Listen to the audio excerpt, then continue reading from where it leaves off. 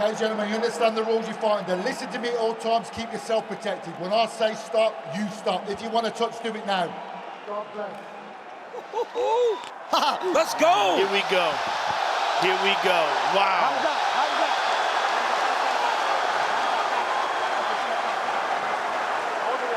Oh, man. Let's go. That patented look in his eye. KHAMZAT CHIMAEV at long last fighting for an undisputed UFC title. That belt belongs to South Africa's Dricus du Plessis, and we are underway. Oh, nice double leg by Hamzat.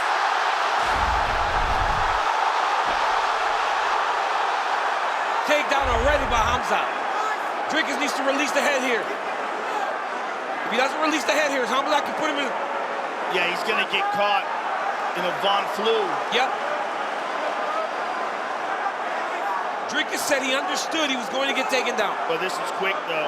That was way faster than I can imagine he thought it would be that quick. First level change, Hamzat was able to take him to the mat. Now here's the question, is he gonna be able to get back up? Usman got taken down pretty quickly too, but he was able to get back to his feet. But he didn't get taken down and flattened out on his back. Oh, crucifix. Bad early spot for the champion. Oh my goodness. I mean, crucifix is tough, man, because there's no known defense. You gotta just keep bucking and bridging, and hopefully the guy loses your arm. But it looks like it's getting worse right now for du Plessis. I mean, he's really gotten that tightened up. I mean, these aren't big shots, and he's kind of protecting his head by tucking it close to Hamzat's body and preventing him from hitting with any real force.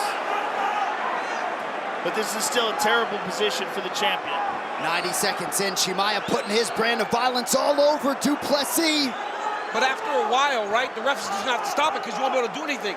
I hit Patrick Cummins with just a whole bunch of shots. Nothing hard, and they stopped the fight. Yeah, but you hit him harder than this. Yes. This is the difference. He's really tucking his face in pretty well, considering. I mean, this is basically nothing. Yeah, he's just tapping him. There's no force to this. There's no reasonable reason why you would stop the fight at this point. But he's got to get that arm out. That right arm in particular. He's got to figure out how to pop that arm out. Well, he's bucking by trying to elevate himself in his legs, but he needs to be bridging to turn. But these are like really small shots. Yeah, this is nothing. But the elbows potentially could be huge. He's gonna push off with the palm and try to blast him with elbows. He just can't get any space. And here's the problem. He can go 12 to 6 elbows now from this position. So du Plessis better not let him get any space.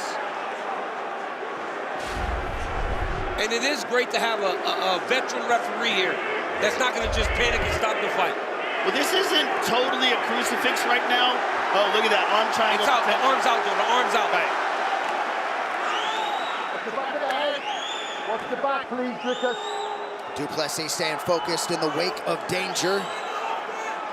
Not out of harm's way yet. 2 minutes here to go in round one. I mean, this is without a doubt the best wrestler he's ever faced in his life. Yes. This is the difference. Hamzat is just so smothering. And for DDP on the bottom here, all the bucking and bridging takes energy. And I would question most people, but not du Plessis. We have not seen him truly run out of gas.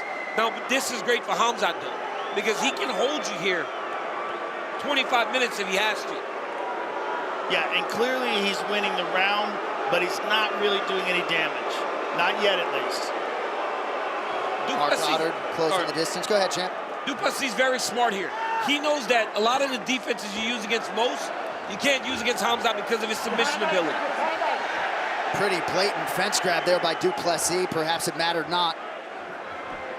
But he's getting smushed on the ground, though, isn't he? Hamzat's doing a great job of keeping his body between du Plessis and the fence.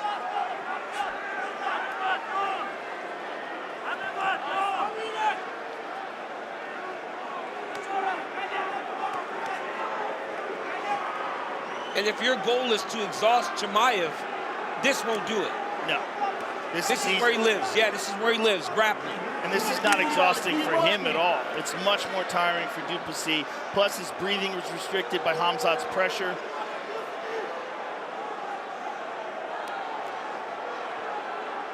Over 4 minutes of time spent fighting off of his back for Du Plessis. Uncharted territory for him, to be sure. Oh, Du Plessis got to be careful here. Oh, smart by Dricus. Beautiful reversal by the champ. He went for the guillotine again. He keeps going guillotine. He should not be doing that. That's not the move, Joe. No. Got to try to stuff the head and defend takedowns. The entire crowd is standing for our championship main event. Not that many champions on the wrong end of a borderline 10-8 would be smiling like Du Plessis. No, he really does love a war.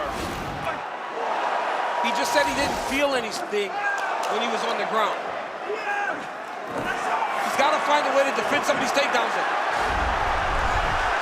Man, Chimaev continues to suffocate. He almost had that one defended, but he's not stuffing his head. So Chimaev's able to build back into him and take him down. Du Plessis doing a good job of staying patient, but he has got to have some urgency to get up so he's not just held down for the entirety of the round. Du Plessis sharing a moment with his chief corner, Mornay Visser.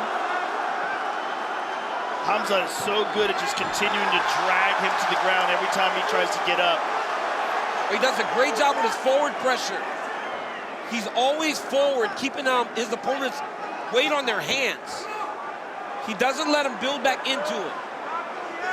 Watch here when Drake starts to get up, how he moves him back forward towards the mat.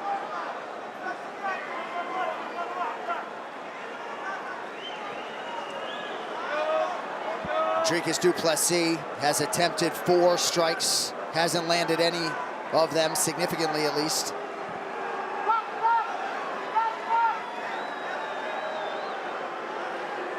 .90 seconds have expired in round 2. Du Plessis needs to attack the hands of Chimaev. Right now, his hands aren't doing anything. He's got to attack Chimaev's grip to try to break his lock. That's step 1 in trying to get away from him. He's also got to be very careful that he doesn't completely give up his back from this position where it looks like it's really close. Chimaev's doing exactly what he needs to do. Du Plessis seems pretty composed in there. But again, he's down. Yes. First round, and if it stays like this, he'll be down 2 rounds. And Hamzat is not really expending a lot of energy here. Yep. I mean, it's nothing that's exhausting him because he's not being defensive at all. He's just riding him. Our UFC 319 Fight Clock is presented by the Terminal List Dark Wolf, a prequel series starring Taylor Kitsch and Chris Pratt, only on Prime Video. Oh, he's got it. He's going for the choke here. Drake has recognized it.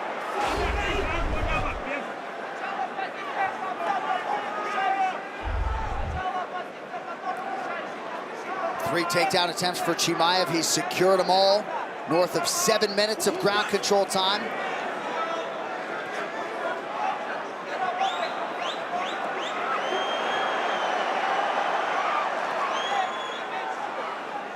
Du Plessis staying composed defensively, trying to fight a hand.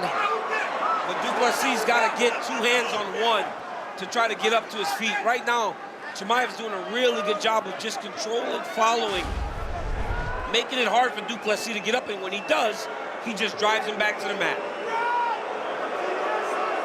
Total strike picture's pretty wild, but as we've seen before, not a single significant strike absorbed as yet by Khamzat Chimaev. I mean, he went multiple fights without getting hit at all. Right.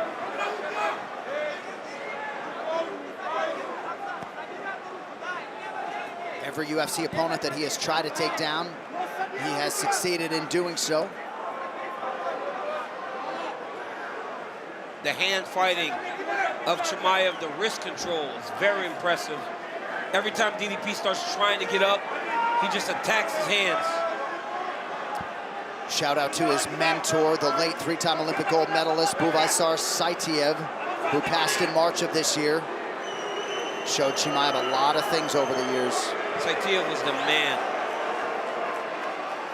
Under a minute here to go in round 2. It's been all Chimaev in Chicago. Dricus doesn't have any answers here. Yep. Look at that, Joe. You see forward, forward, forward every time. So now, at the end of round 1, when Dricus went to the corner, his coach was smiling with him.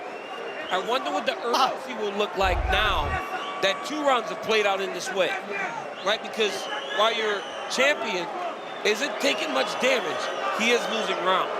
There's only 3 left now. Yeah, it might be less smiling.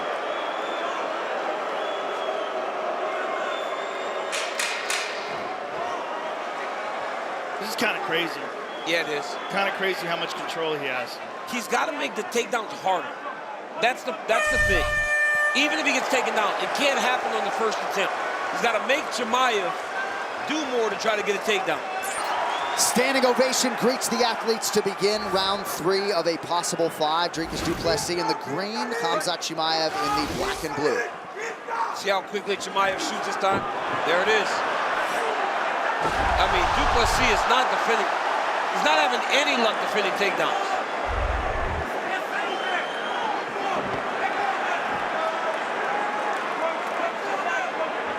Five takedowns on as many attempts for Chimaev.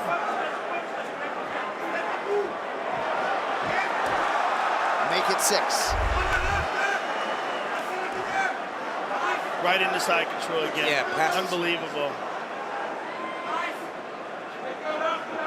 Du Plessis not the type of fighter to get frustrated, but he has had nothing resembling an answer through 11 minutes. I mean, just the control time. We've only fought, 11 minutes. How much control time is there? Over 10? Yeah. Crazy. It's crazy.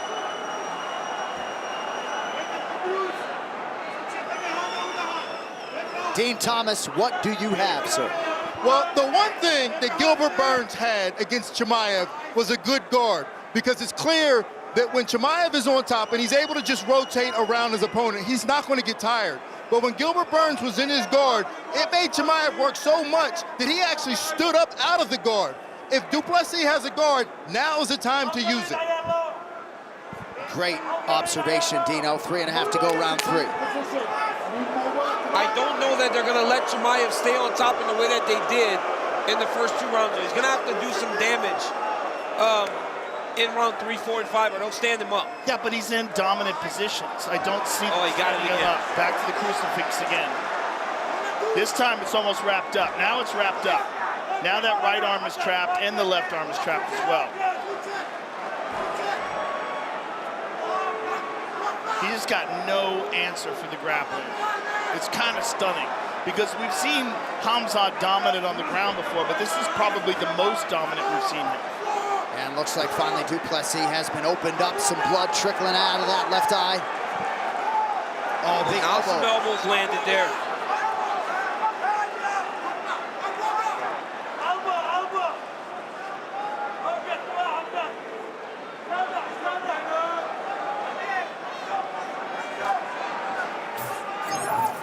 When du Plessis looks to his left, it's hard for KHAMZAT to get anything of substance.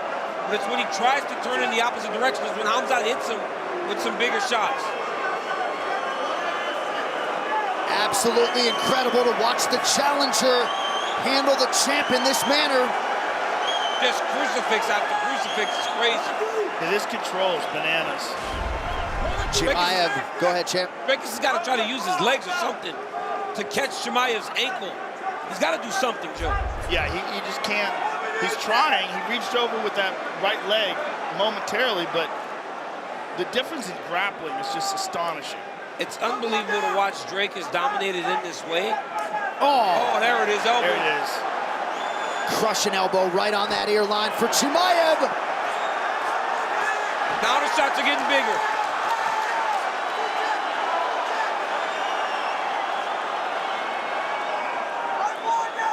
Chimaev is building a gym in his home village in Chechnya. Might very well have a new gold belt to bring home if things continue on this path. Well, this is about as dominant a performance from a challenger as we have seen in a really long time. Du Plessis has had no answers for Chimaev's wrestling and his grappling. And it looks like he popped that right arm now. There's no pressure on it now. But he's completely being dominated and so exhausted. His arm's out now. Yeah, his arm's out. But I mean, he got beat up worse in this round than he has the entire fight. Wow. Now he's mounted. Choke. Chimaev smashing away, trying to find a way under the chin. Dricus is fighting it off, but man, is he getting dominated. Yes, he is. And we are 3 rounds down, and he has gotten nothing off. I mean, has he landed a significant strike yet? No. One. Really? Yeah, I didn't see it. Final 20 seconds of round 3. I don't think it was significant. And what is the rest of the middleweight division thinking right now, watching this? Well, if you're Reinier de Ridder, you're thinking I'm a really good grappler. Reinier de Ridder is a great grappler. That's the difference. But that's the thing, though. But is Reinier de Ridder a great striker? Because we see Chimaev strike with the guys that can grapple. All Chimaev through 3. Well, a lot of middleweight contenders not competing are in the building tonight. Anthony Fluffy Hernandez, Caio Borralho, and of course the aforementioned Reinier de Ridder. Round 4 of a possible 5. DDP's coach told him no more crucifix. I don't know if he comes out of another crucifix. If he gets crucifixed again, he may get the fight stopped. Dricus has got to lower his stance, abandon the idea of kicks. And sprawl. There you and go. sprawl. Almost. There it is. And again. Oh my goodness. I mean, this is crazy, man. Crazy. It's literally 20 seconds every round. I mean, he's just getting mauled. I mean, has nobody tried to wrestle Dricus du Plessis before? Because I've never seen him look like he had to defend takedowns like this. No, there's no one at this level that he's ever fought before. Yeah, Brunson had some success a long time ago, and not on Chimaev's level in terms of the MMA wrestling. He's 7 of 8 on his takedown attempts. With so much control time. Seems like perhaps some deflation finally starting to set in a little bit for the unflappable champ du Plessis. And it has to be fatigue. Yeah. As tough and as durable and as much endurance as he has, he's just been dominated for 3 straight rounds and now deep into the 4th. And it took him much longer than most fighters for frustration, John, because now he's attacking the lock a little bit. Oh my goodness. Just shook him off. Chimaev is just a step ahead of him with his takedowns, his wrestling. Just his knowledge in those positions, even in the clinch. He's just a little ahead of him.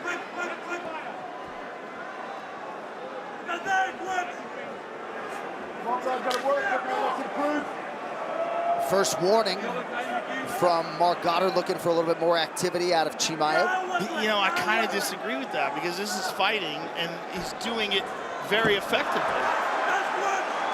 He's doing exactly what he wants to do. To say that he should be doing something different when he's totally dominant seems to be kind of crazy. And his cardio looks amazing. He does not look fatigued at all. Well, he hasn't really been challenged. It's basically him on the offense, choosing when to strike, completely in control, making Dricus carry his weight.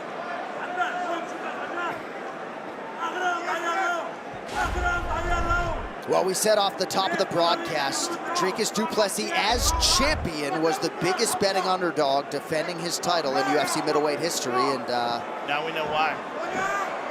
Oh, look, Dricus tried to roll, but it was a half-hearted Granby roll. Well, that roll shows you he's tired now. Yes. He's getting back in the crucifix, Joe. Yep, I've never seen somebody get crucifixed that many times. No, it's kind of crazy.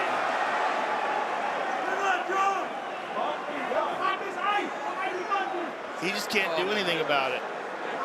Hamzat slides that left shin across the arm, and he just has no answers.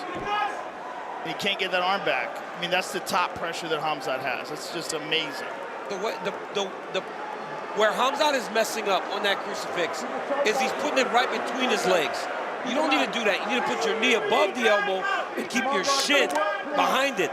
Then their arm just goes up and down your shin. They can never get out. Look how excited you get. I like that down. Ask Volkan Oezdemir how that felt when he had him in it. Yeah, it was right beneath my shin. Late round 4. A dominant performance from the challenger doesn't even begin to describe it. I mean, this is going to be one of the craziest scorecards we've seen in a long time if it continues like this. Like Amanda Nunes versus Felicia Spencer, a 50-40 in there. I mean, this is not bad. crazy. Yeah, you can kind of make that call. Yeah. Because even though there's not been a lot of damage, oh my God, he's going to separate them. Man, I don't like that. I don't like that. Now imagine if Dricus wins by knockout now. He's got to just go. Dricus needs to just go. Look. Oh. Wow. He just can't stop it. He just can't stop the takedown. And you see the fatigue in Dricus now, the way he's moving.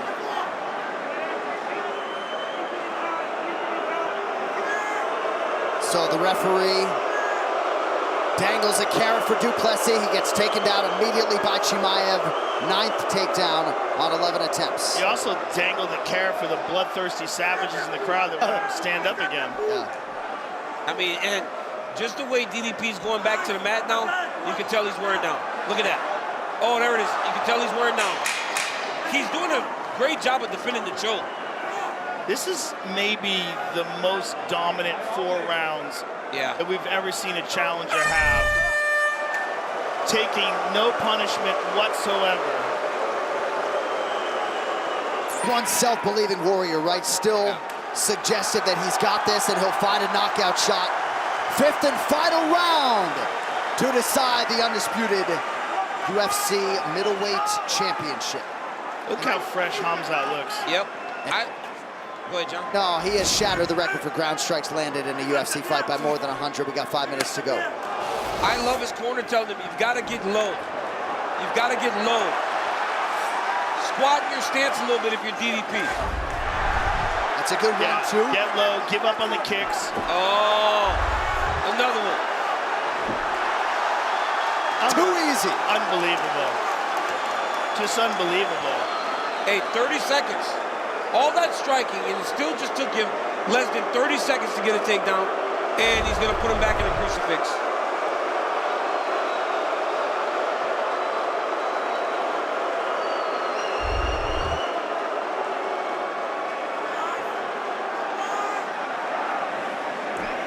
Same position again. This is bananas. Just caught a wry smile out of the eye of Arman Tsarukyan to our right in the corner of KHAMZAT CHIMAEV. Trying to find a finish here late against the guy who looks like he'll be the former champion soon in Duplessis. Oh, look at that. Americana.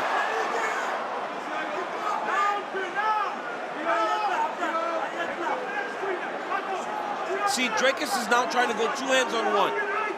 He should be trying to take a baseball bat grip over the arm when Chimaev reaches over to try to choke him. He should grab that wrist and hold it with 2 arms and then try to turn towards it, right there. Now he's got to keep that wrist. He released it.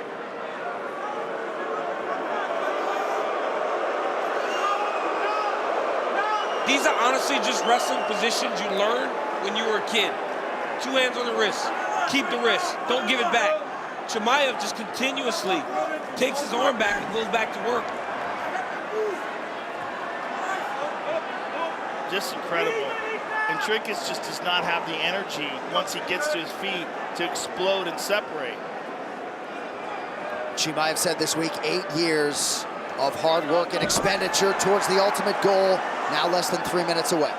Dricus' coach was a bit frustrated in between rounds. You could see he didn't really know what to tell his student outside of you just got to finish him. But you could sense, oh, there we go. Oh.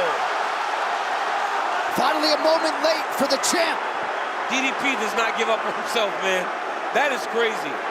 Because most fighters, John, at this point would have turned over and let you submit him. Oh, guillotine. Oh, man. Chimaev urgently pops his head out. Man, that was it. That was his opportunity. The one opportunity of the fight. He went for it. Yeah, he went for it, but maybe he should have maintained position. Well, if KHAMZAT CHIMAEV can maintain position, he is going to be the undisputed UFC middleweight champion. Dricus is going to get one more sprint. If Hamzat doesn't improve his position, Goddard's going to pick him up again. He'll get one more chance, I believe. Yeah, you can stand him up here. There it is, see? He's going to get one more chance. Short protest from Chimaev, who felt like he was busy enough. Back to the feet with just over a minute to go. Dricus is looking to kick again.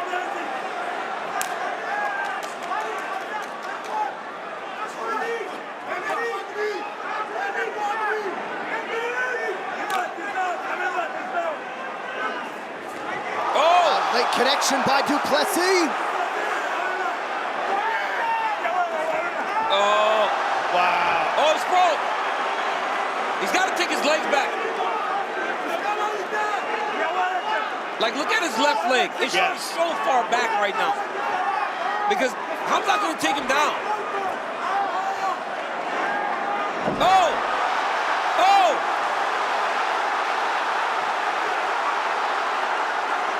Duplessis wisely goes for a late submission. Chimaev wise to it. Dricus has got to be careful. He's trying to get that left hook in, but he doesn't have it, and he might fall off the top. He's too high. Hamzat just needs to dip his right shoulder.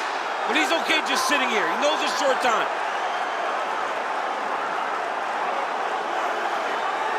Final seconds.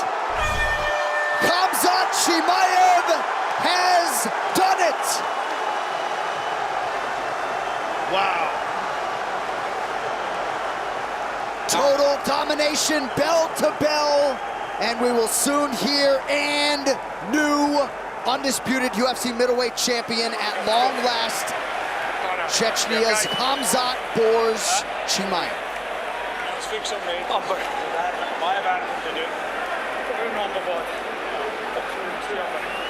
Daniel, throughout your time as one of the all-time greats in the UFC, your foes would know what was coming, and they couldn't stop it.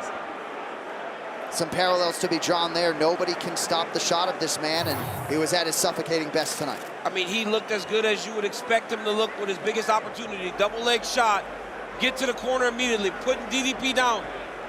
Every round, John, I think KHAMZAT CHIMAEV scored a takedown with 30 seconds into the round. Every round, and then just controlled it. Dricus Duplessis really struggled from the bottom. I mean, here you go. Crucifix number 5. Takedown number 11. Hey. KHAMZAT CHIMAEV had his way with one of the best champions we've seen in a really long time. But just pace, pressure, wrestling. Every time DDP thought he'd have an opportunity to strike, KHAMZAT would just take him down. Punch, shot, double leg, angle, take him down. I mean, it was beautiful. And there's no question we have a new champion. It's just a matter of what the scores look like. 50, 43, 50. Yeah. I mean, what do the scores look like? What a moment for KHAMZAT CHIMAEV. This was the highest grossing event in United Center history. More than 20,000 witnessed KHAMZAT CHIMAEV's brilliance here tonight as we crown a new undisputed UFC middleweight champion. With the scorecards and the decision, here's Buff. Ladies and gentlemen, after 5 rounds, we go to the judges' scorecards for decision. All 3 judges score this contest 50-44 for the winner by unanimous decision and new undisputed UFC middleweight champion of the world, KHAMZAT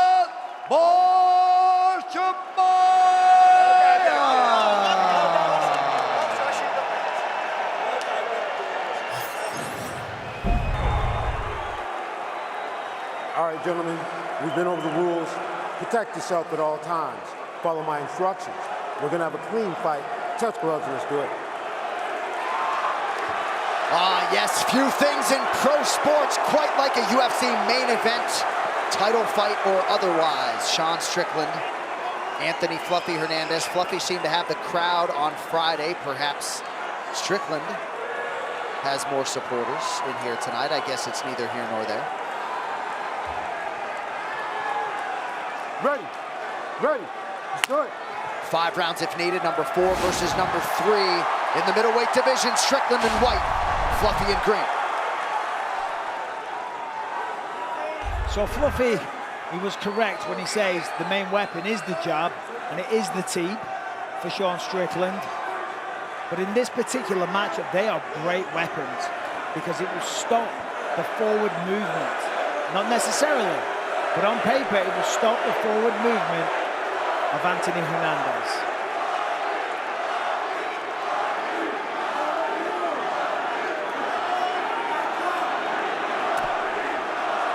Forward low kick for Hernandez.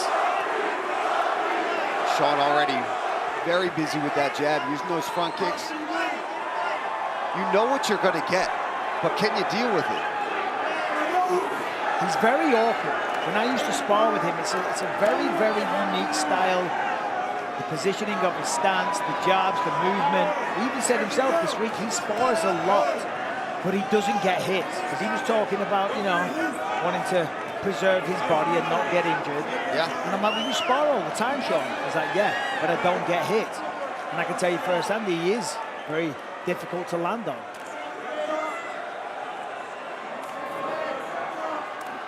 Only middleweight to have really had his number, Alex Pereira, and of course the former champion Dricus du Plessis. Strickland acknowledged that Fluffy takes damage well as Hernandez advances with a right hand.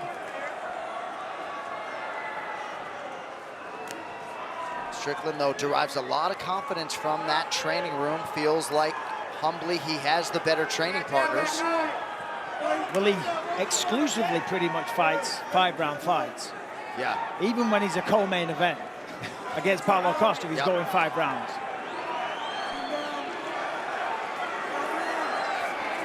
Good little uppercut from Strickland there as Fluffy came in.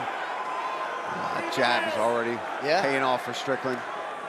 Good left hand by Fluffy.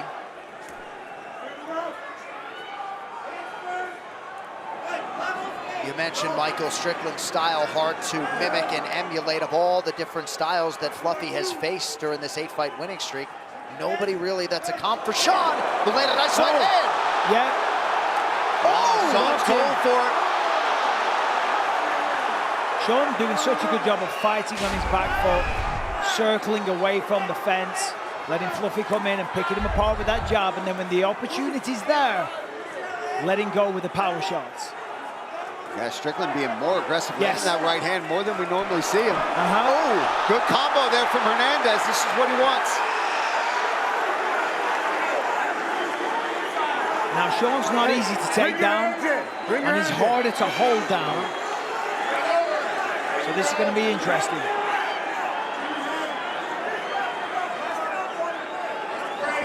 You could argue the cardio base is the best weapon of Fluffy Hernandez. He said repeatedly, I could beat most of the guys in this division on my cardiovascular base alone.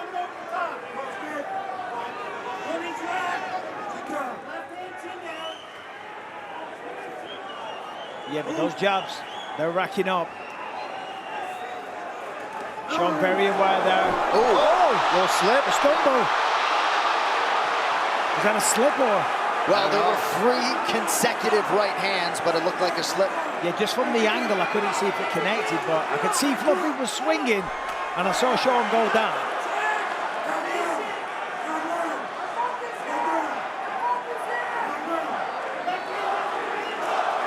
He just had confirmation, just a trip. Good right hand from Fluffy. And that's what Hernandez has got to do. He's got to string the punches together, too, because you know Sean's going to sit behind that jab. You can't just throw one back and forth with him. He's going to win that game. Yeah, if you stand and trade and have a technical match with Sean, that's not Fluffy's strength. He has to pressure him. He has to eat the jab and then fire back with his own combinations. He's got to make it dirty. Fluffy's got to try to cut the cage off. He can't just let Strickland keep circling away as he's getting close to the fence. And Sean had a lot of success early, but you feel your way into a fight and you take a few shots, and then that's when you start, you know, the risk assessment kind of goes out the window, and, you know, you say, all right, we're in it.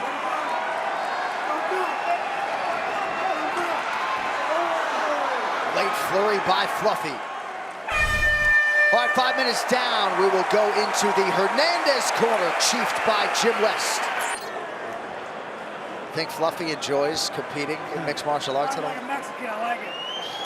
There's a picture online of him taking a shot from Roman Dolidze, and he's just got this devilish grin on his face. On round 2 of a possible 5. Ref didn't even try to put him back behind the black line. He let him go.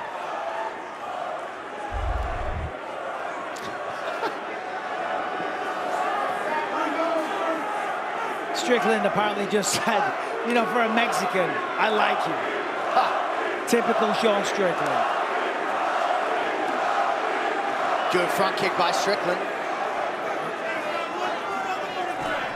In the corner of Hernandez saying, listen, when you pressure him, that's when you're having success, and they're absolutely right.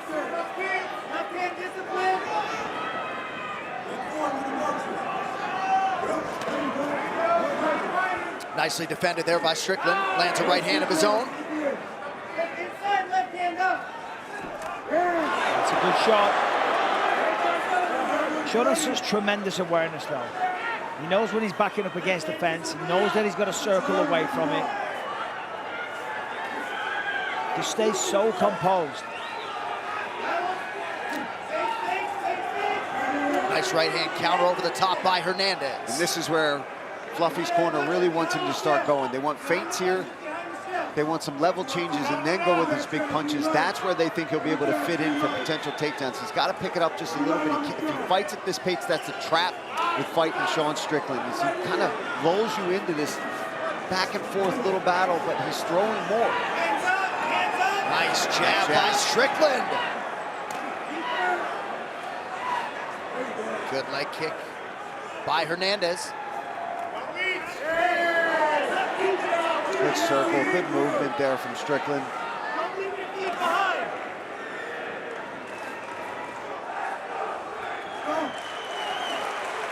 There's that jab again from the former champ. Hernandez counters to the body.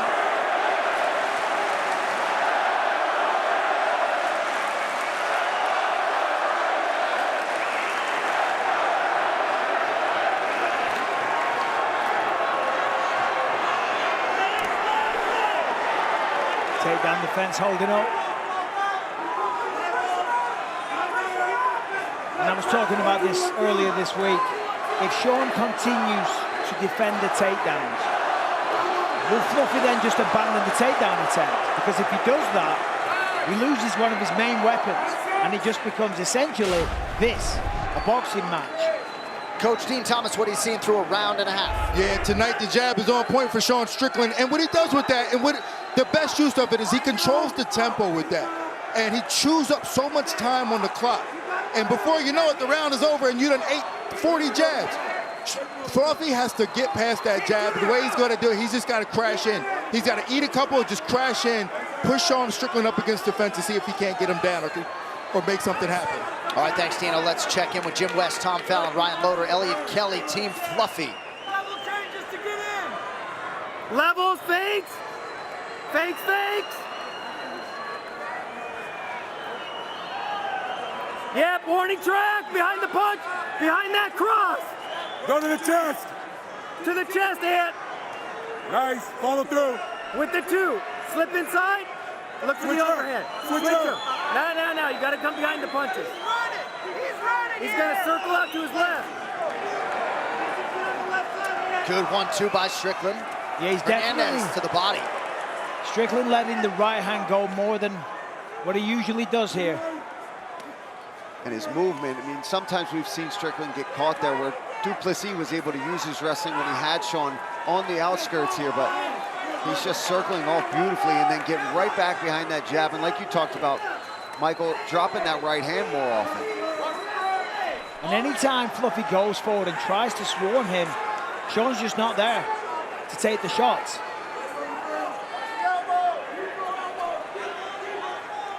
They separate from the clinch. 40 ticks to go in the round.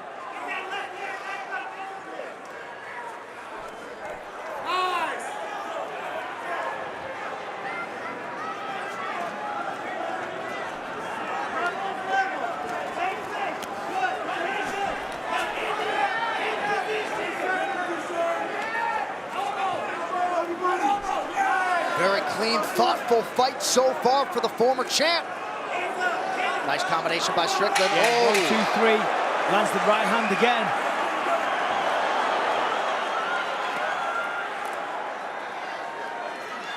Oh.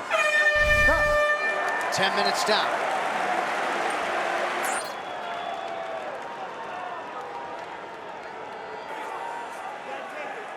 Just like that, round 3, Sean Strickland in white, Anthony Hernandez in green. Well, the corner of Strickland predicted something different. There was a head kick attempt from Fluffy.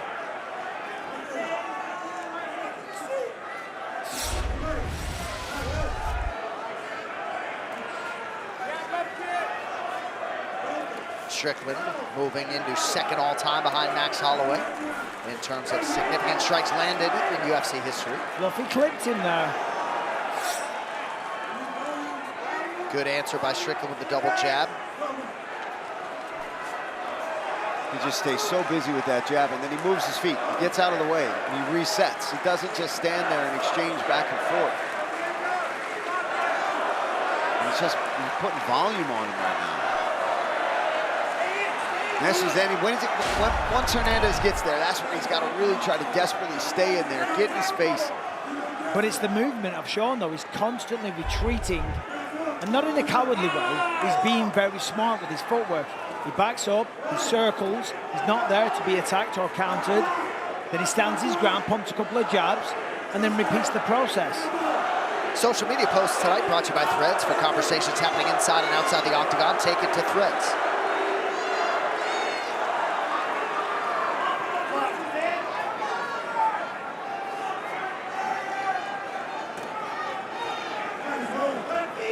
Double underhooks.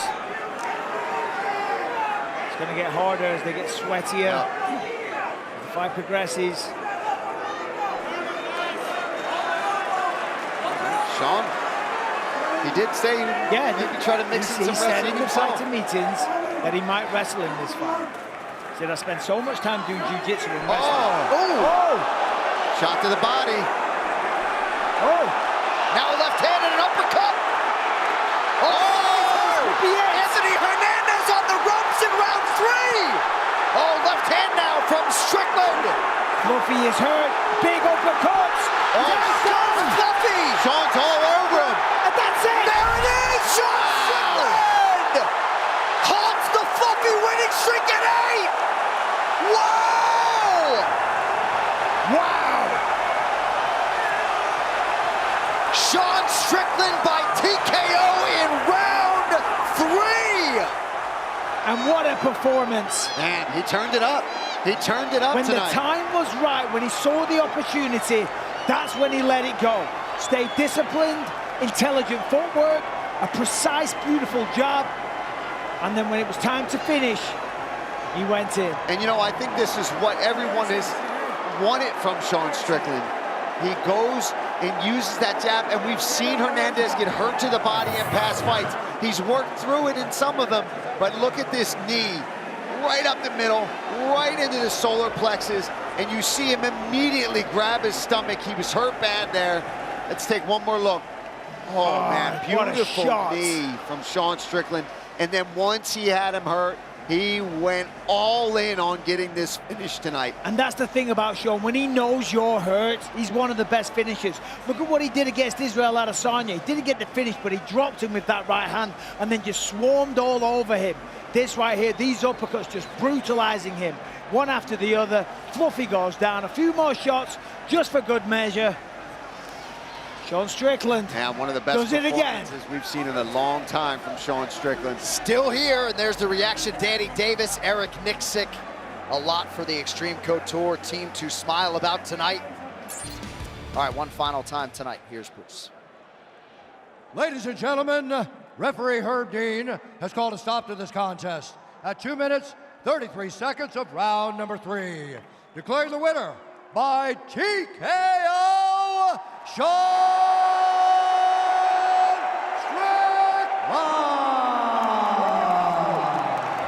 KHAMZAT CHIMAEV minus 225. Robert Whitaker comes back at plus 185. I asked Chimaev, I said, Did you learn in the Usman fight that you cannot just press these guys so early because they're championship level fighters? He goes, no, brother, I'm going to get this dude. Early shot from Chimaev and a sprawl from Whitaker.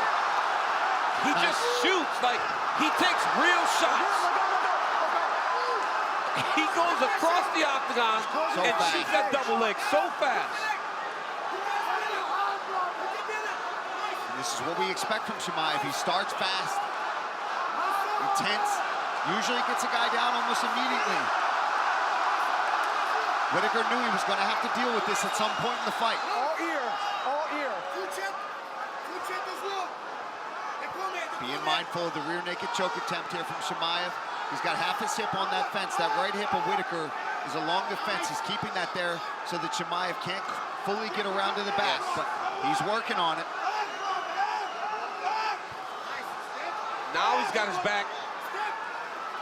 Whitaker's got to grab something, get a grip, grab a hand, try to keep Chimaev from controlling him.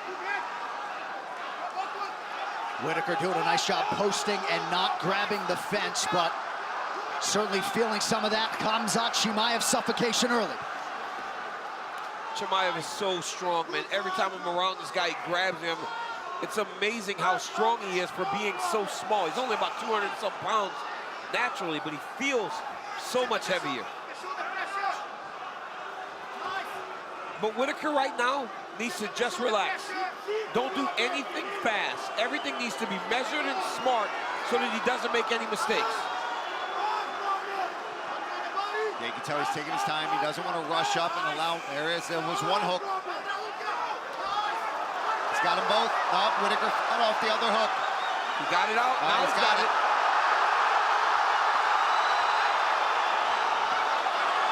Nice scramble by Whitaker to escape. Back down. And that's the thing, Chimaev is going to make Robert work for as long as he can. Now, can Rob withstand this initial burst that he gets from Chimaev? A lot of fans and pundits felt as though this would be the night upon which we find out just how good KHAMZAT CHIMAEV is. So far, pretty good through half a round. He's been able to implement his game plan beautifully. Wrestling, control. It'll be on Robert Whitaker to make sure that there will be some failed takedown attempts. You got to put doubt in the mind of KHAMZAT CHIMAEV. Whitaker certainly was not blind to the fact that he would get taken down at some point in this fight. All ear, fighter. Hit the ear. But he has not been submitted in the UFC. Close. No, he's got to be careful not to get flattened out. Whitaker was submitted one time pre-UFC at welterweight 13 years ago back in 2011, never at 85.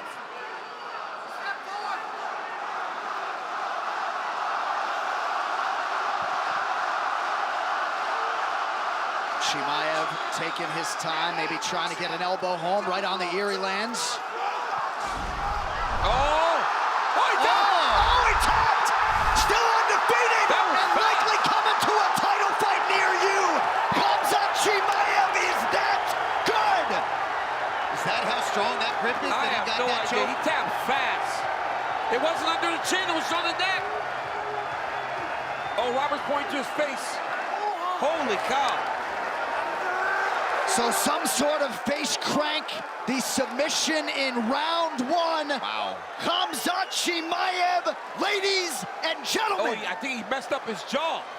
Declaring the winner by submission and still undefeated, KHAMZAT CHIMAEV. God bless. Adesanya couldn't back away fast enough. No glove touch between these two middleweight contemporaries. All right, here we go with our middleweight championship fight. Strickland is in the white. Israel Adesanya wearing the red for the first time in his UFC career.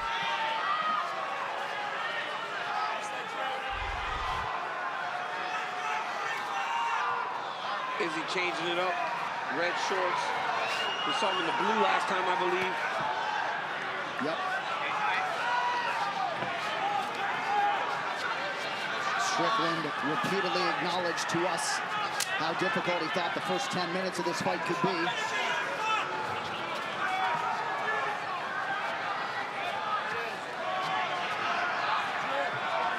where Sean's going to try to be all fight, all night long, try to be right in the grill of Adesanya. He does reach with his hands to try to find his distance.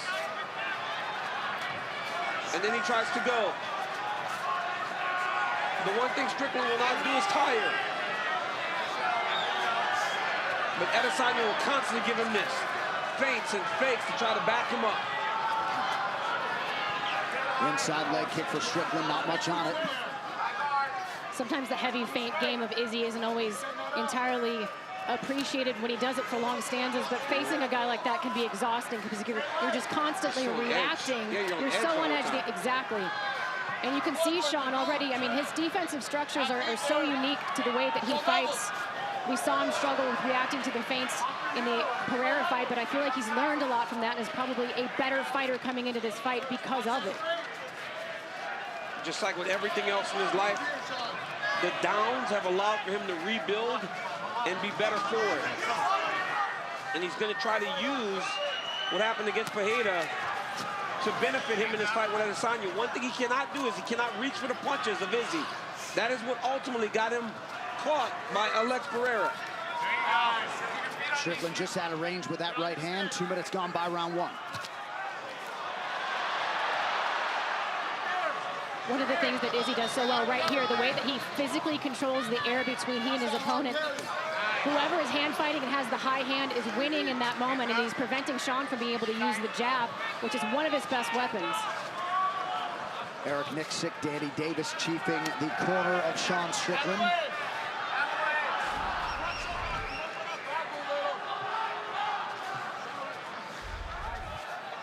Izzy's just constantly making reads. You wonder if Izzy is going to start popping that jab to the body, trying to bring the hands of Strickland down a little bit. Right now, Strickland's being very disciplined with his hands, trying to keep him up to make sure that he's not taking much damaging shots. Like right there, he blocked that one. Disrupt that rhythm off that side. He has such a unique way. His guard is unique. Do you see the way that he has sort of like this modified shoulder roll Philly shell? But when you fight in a Philly shell, normally you're very, very bladed, whereas Sean is extremely square, and it does at times present the opposite side of his face to where he's parrying. And the kicks. Yeah. The kicks also. That's usually how you could take advantage of Strickland. Because he's fighting in that position, or a Philly shell type of fighter, the kicks are what normally will land for you. Just like Cannonier. Yes. Very much took advantage of that. There you go. The champion measured early on. Right hand connection for Strickland. Adesanya counters with a jab.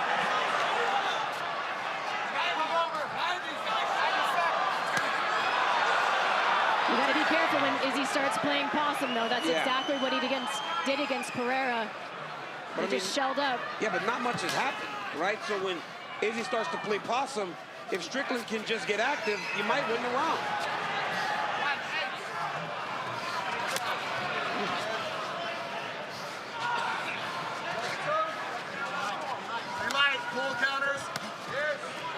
Adesanya attacks that lead leg. Strickland appeared to raise it to check under a minute to go in the round.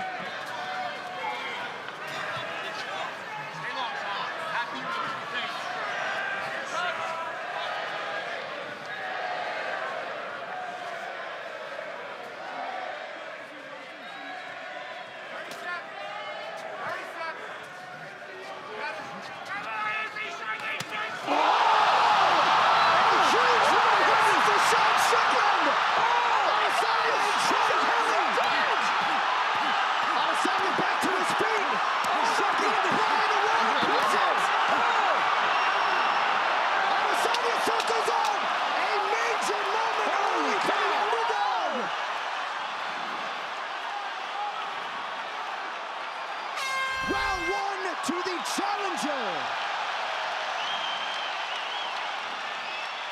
And hopefully Sean Strickland didn't blow too much in that exchange. He will not get tired. I heard stories that Strickland is sparring 15, 20 rounds in preparation for this.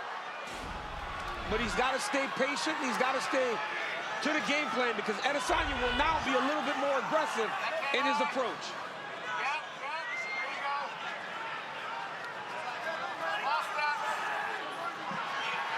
So a wild end to round one has changed the complexion of this middleweight championship main event.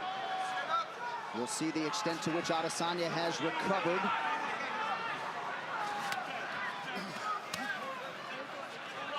Well, some observers may not have liked the body language from Sean Strickland walking out, perhaps looking a little bit nervous, but he has been focused from moment one of this championship fight. Yeah, I was one of them. I thought he looked a little tense on the wall. Sean Strickland's a man on a mission is what that was.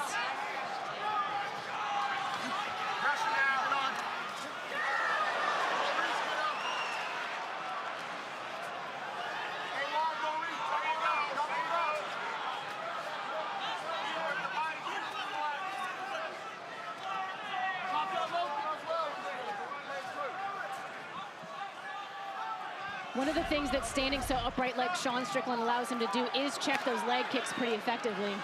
He has done a good job of checking kicks. Either checking or just not being there, which is even better. I mean, he's just constantly on the pressure. He's on the pressure, but he's being very measured in the way that he's attacking Adesanya. It's when you get desperate and start throwing too much is when Izzy finds his shots. Yeah, but Sean never fights like that. He will, even when he sees the finish coming, he's very measured in the way that he follows it. The Abus Magomedov fight, he didn't rush that whatsoever. He just allowed the finish to come to him. And watching Adesanya, he gets right back to fighting in the way that you expect him to, right? Back on the feints, back on the popping and moving. You just imagine or wonder how much did getting knocked down affect him, because I can't imagine he expected Strickland to get anything off on him in that way. Oh, that's as clean a right hand as we've seen Adesanya absorb. For sure. Well, the story on Sean Strickland is that he doesn't have the most powerful hands either. So you come into a fight not necessarily expecting to meet that level of power. Dude, I watch this sport and I'm always like, so how much I love it. So crazy. I just love MMA, man. It is the best. Eric Nixick looking for Strickland to use some feints to get his way inside. Big right hand over the top now for the champ. Is he still in this sort of figuring out process as well? He's making reads, but he's having to deal with a lot of offense as he's making them. I just actually saw him make a smirk at Sean Strickland after he landed the right hand. It feels like he's starting to kind of find Strickland now, like he's settling into the fight a little bit. Strickland has to find a way to interrupt that before Adesanya starts to flow too much. Adesanya working off that jab effectively here midway through round two. Now the low leg kick.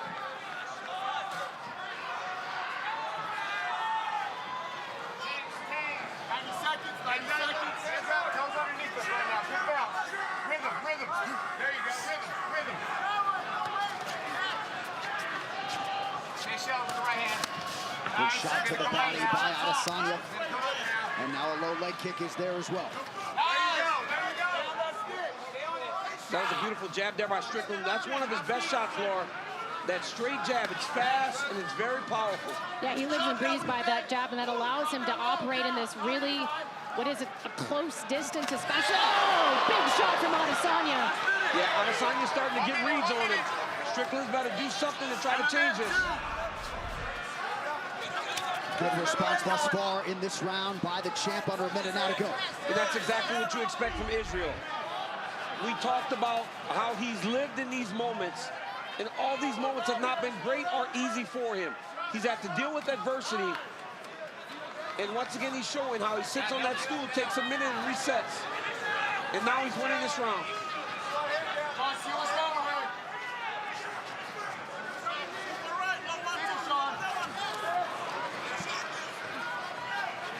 Nice job defensively there by the champ as well, Laura. I was just going to say, I love how Izzy switches stances as he retreats. A lot of times that opens up the body kick or the head kick for him as he floats back into southpaw.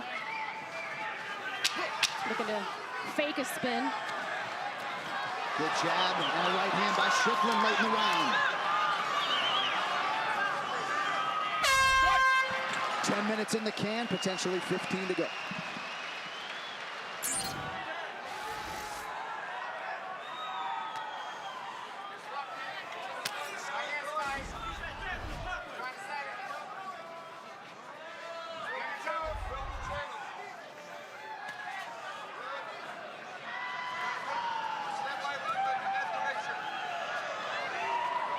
Eric Nixick also calling to get a little bit of grappling going, at least show the grappling, get him thinking about something else other than this beautiful jab. Well, Yeah, late round grappling, right? Yeah. Sorry, Johnny said that when he throws the jab, it lands. He's just not throwing enough. He threw 31 in round 2. It's going to take a little more than that to take the belt off Adesanya.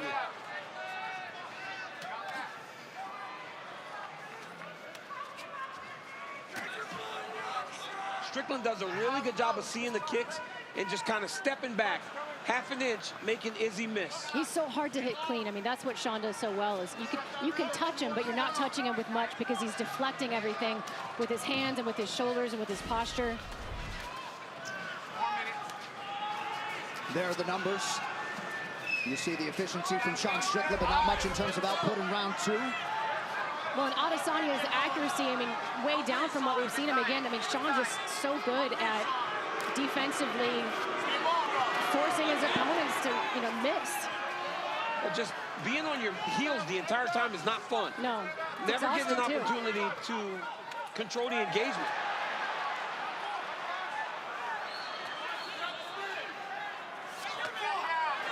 Strickland seeing things pretty well defensively, but Adesanya mixing up his targets here, round 2. 3, excuse me.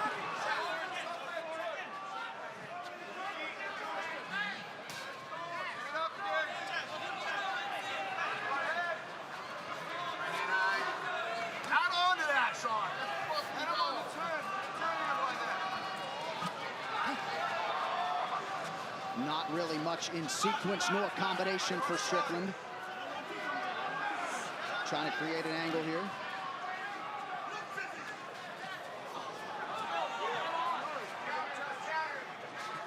Strickland's defenses are on point right now, but it's got to be more offensive. Adesanya will win on activity if Strickland continues to just follow him without putting much activity out. Right hand landed for Izzy, and then a counter right partially for Strickland. That lead leg question mark of Israel Adesanya is tremendous. It's super tricky the way that he throws it. Hands up. There you go. Yep. Pat, pat.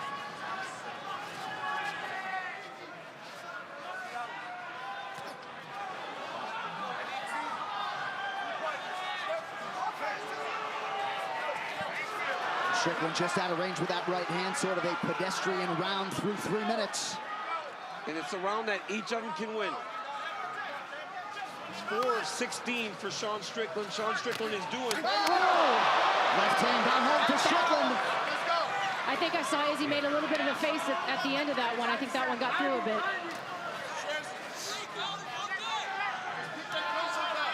All right, so here's that 90-second mark. We'll see if Strickland, and you just heard the imperative from Eric Nixon. We'll see if we see some grappling out of Strickland late in the round.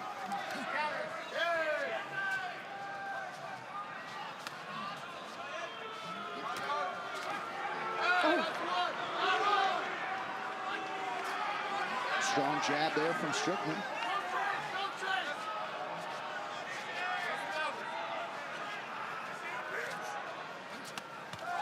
Body shot on the left hook. Strickland taking advantage of some moments late in the round. Landed a good left hook there. Optics here, lost it. Went high and low. He's trying to come around. And you may have caught Eric Nixon dropping that all-important word, optics, in a close round. Optics here, Sean. Yep, he's on that word, right? In a very close round. That, like stuff like that jab, and that was a good jab. Yeah. He said that's why he felt like he lost the Jared Cannonier fight. He outstruck Jared on the numbers, but he felt it was the optics. And the fact is that the scoring criteria does, to some extent, favor a power puncher. It's the big shots that are going to get you the most points. But you can certainly argue the bigger shots in this third round were landed by the challenger. Absolutely. This one is getting very tight.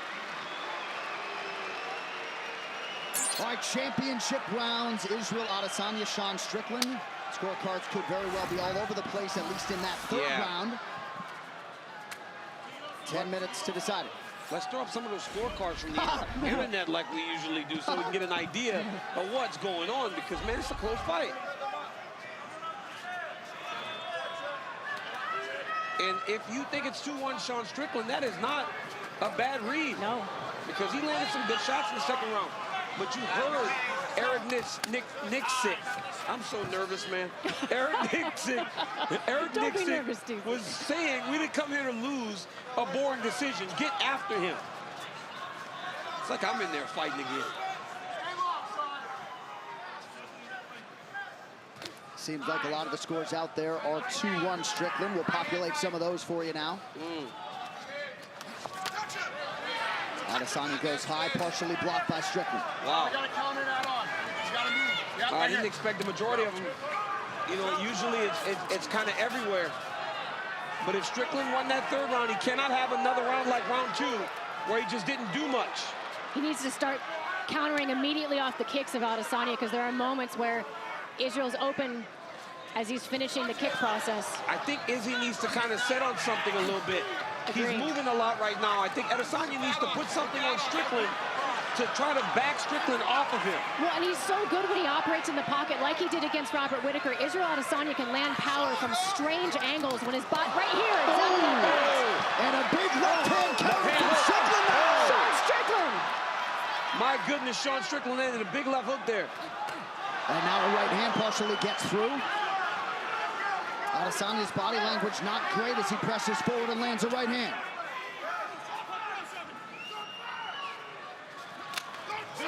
Good body kick by the champ.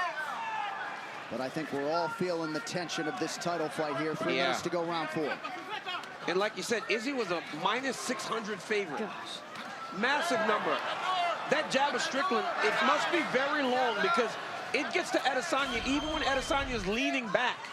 And that's a position that Izzy does and not many can really pull off. And look at those numbers in terms of the misses forced upstairs by Sean Strickland. Adesanya's missed over 100 attempts to the head.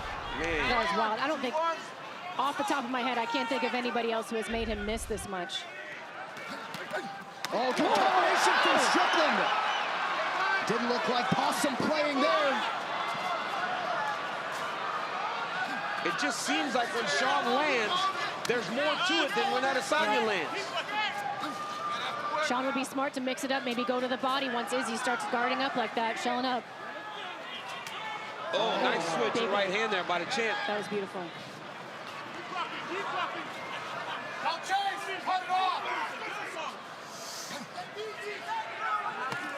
Strickland stalks and lands a jab. Good body kick from Adesanya.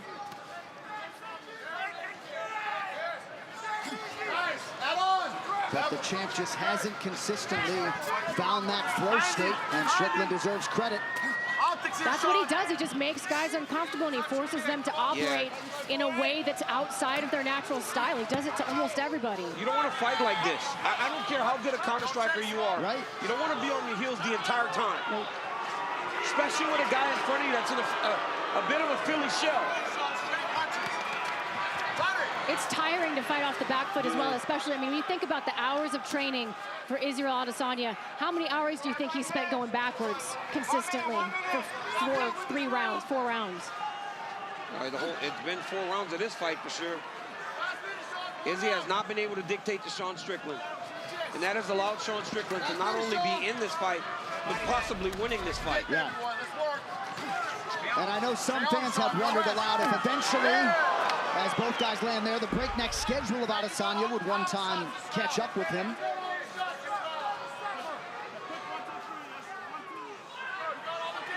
You said he was a -600 favorite, John? Yeah, well, -675 at close. Those live numbers don't look like that anymore. I'll tell you that much. This is a sport that will make fools of anyone. Yep. You can never think you know.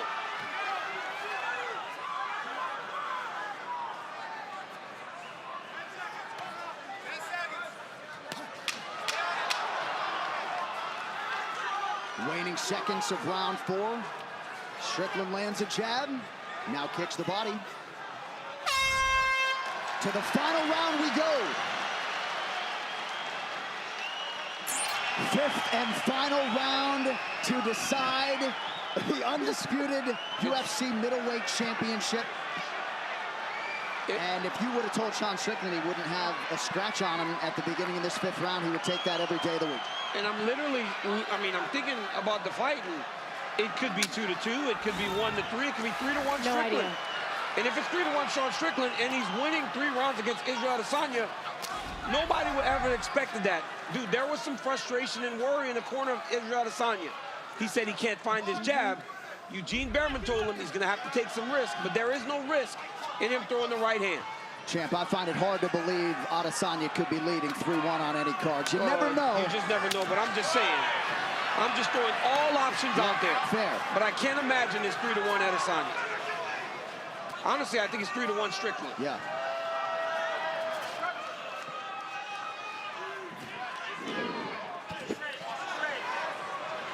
Looked like Adesanya was loading up and partially caught Strickland's arm. I mean, Sean Strickland's defense, when he reaches with his arms, it makes Izzy, his right hand, miss, because he hits him on the arm and the shoulders. The way that he hides behind his shoulder, I mean, no one does it the way that Sean Strickland does it in MMA. It's a boxing thing, but you just don't see it that often in the sport that someone does it so effectively. And what I love is Sean is still pressuring. I mean, he may believe he's up on the scorecards, but he's not going to fight any different. Well, he's not going to play it safe and start skating around. He can't, Laura. If he allows Izzy to start dictating to him, he's going to get in trouble. He's got to continue to do what's allowed for him to get ahead in this fight. Well, 100 pay-per-views ago in Melbourne, Australia, Holly Holm turned in the biggest upset in UFC Women's Championship history. Might we be in store for more history, 100 pay-per-views later tonight? Man.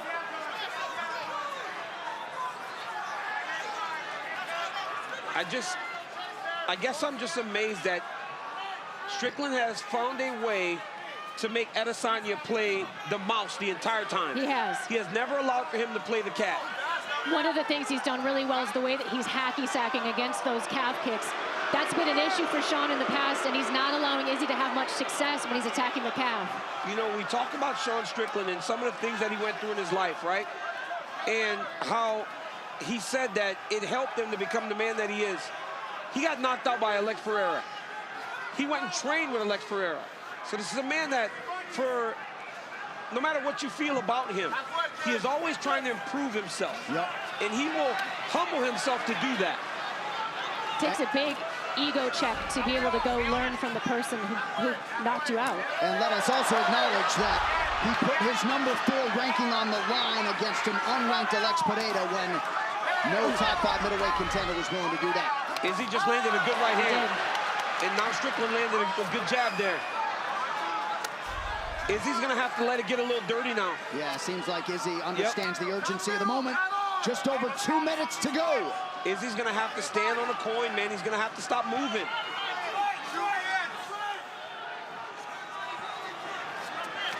Oh, good jab from Adesanya.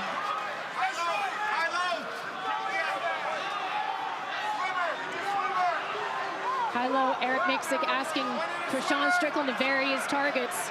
You know what's crazy is Sean Strickland, outside of those push kicks, hasn't thrown 1 kick. Oh, I know. He's boxing the entire time. He has a jab and a 2, and he's winning a championship fight with it. And there's that jab again, 90 seconds to go.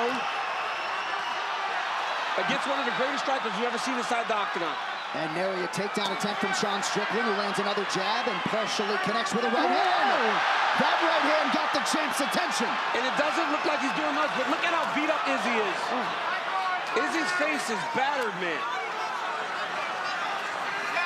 And Strickland doesn't even look like he's breathing hard. Izzy's bloody and he's swollen. The champ is gonna have to sit and throw, man. He's gonna have to fire. We've seen Izzy, sorry John, stepped right over you. I was gonna say we've seen Izzy in these tough spots before, though. The Calvin Gastelum fight brings back memories. Oh, good connection by Strickland. And once again, Adesanya on the retreat.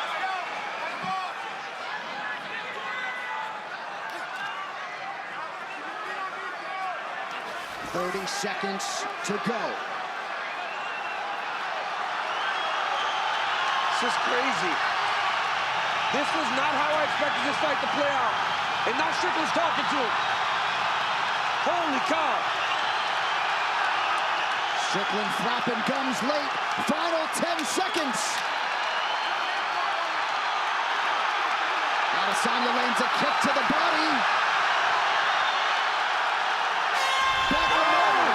Likelihood, Sean Strickland has produced one of the biggest upsets in UFC Championship history. We await the all-important scorecards, but Sean Strickland, in all likelihood, is heading back to the United States of America as the undisputed middleweight champion of the world. Sean Strickland just came to Australia and won. I cannot believe it. He beat him bad. My jaw is open right now. Sean Strickland is exactly who he said he was. My goodness, Larasenko. I mean, I'm looking at, I'm literally like, seriously, I love to talk and I have no words because that was a fantastic performance. Ladies and gentlemen, after 5 rounds, we go to the judges' scorecards for a decision. All 3 judges score this contest 49-46 for the winner by unanimous decision, and new undisputed UFC middleweight champion of the world, Sean KHAMZAT. Jason Herzog.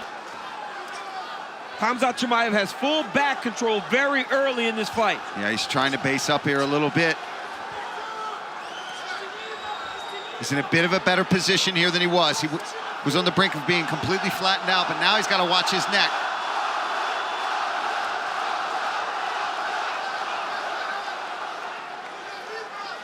When you're in this position, you cannot get flattened out. Most times you will roll to your back, then come back to your knees. Yeah. But with Chimaev on top of you, it's too dangerous to go to your back because he's so good in the ground and pound.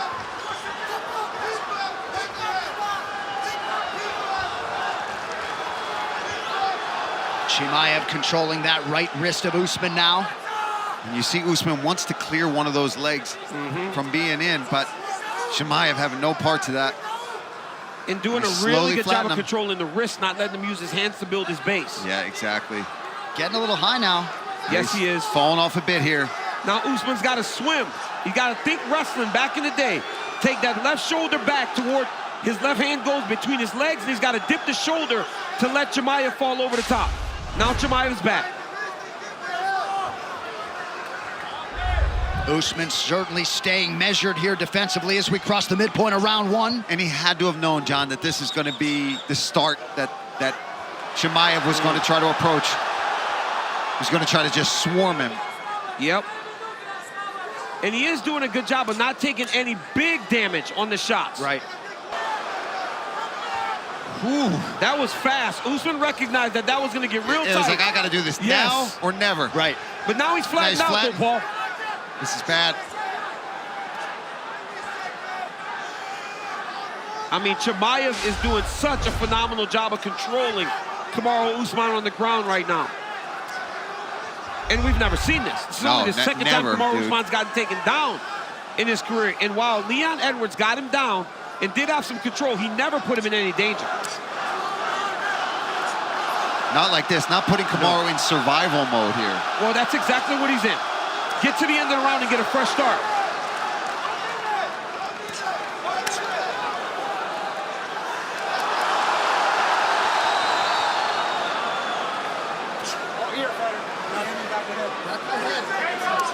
Chimaev making a lot of these shots late in the round count. Yep. But now you know why Usman didn't stand up earlier in the round. Yeah, because he knew he was going to throw that choke in right away. Now Usman, at least free of this super dangerous spot where he could be flattened out or even get the body triangle put around him. He's got a base now. He can maybe survive to the second round and hope to get a better start. Chimaev is impressive, man. Oh, he is impressive. So aggressive. Oh, my goodness, he's impressive. Usman covering up now late in the round. But he will survive to see a round 2. handling the jiu-jitsu coaching and the grappling coaching for Kamaru Usman. Ready? Fight. Round 2, Chimaev in the black, Usman in white. Usman has got to defend a takedown. He cannot get taken down early in this round. It would just be deflating for him to end up back on his stomach for another 4.5 minutes.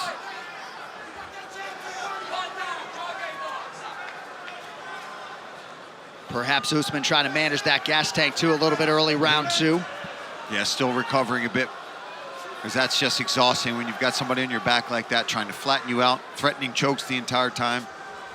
And I asked Chimaev, I said, do you attack Kamaru Usman like you do all these other guys? He goes, brother, what else would I do? Right. It's what he does, and he'll fight in that way every single time. Nice low leg kick from Usman. Chimaev switches up the stance. Usman's got to keep his back off the fence because Chimaev will then level change. Chimaev's doing a really good job of moving his head and shoulders, switching up the looks that he's giving Kamaru. Usman with a level change. Now he lands a shot.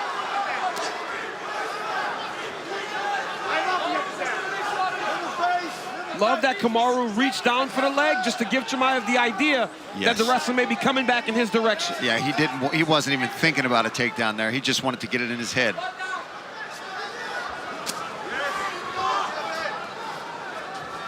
Under 3.5 here to go in round 2. Perhaps good enough for a 10-8 for KHAMZAT Chimaev in round 1. Big body kick.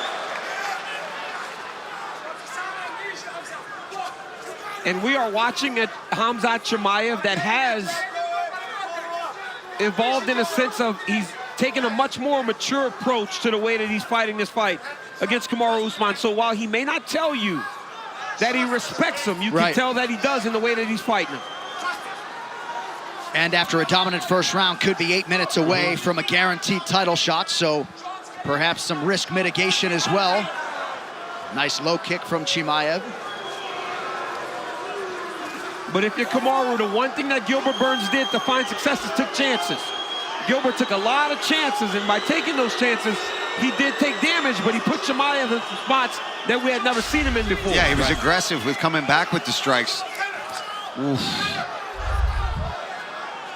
Kamaru's got to try to do something here. I'd like to see Usman actually try to get a takedown. Good straight right hand from Usman. Coming up on 2 minutes here to go round 2. Usman is having success in the striking. The one area in which Usman is probably happy is that the activity level is not crazy high. Sure. So they're going tit for tat right now.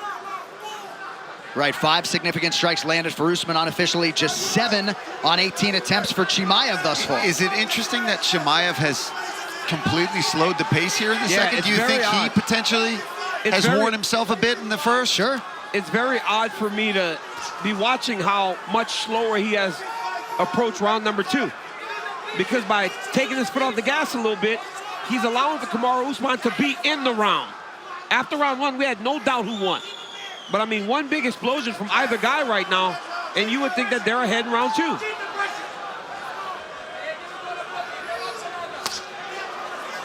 2. Usman saw that head kick coming.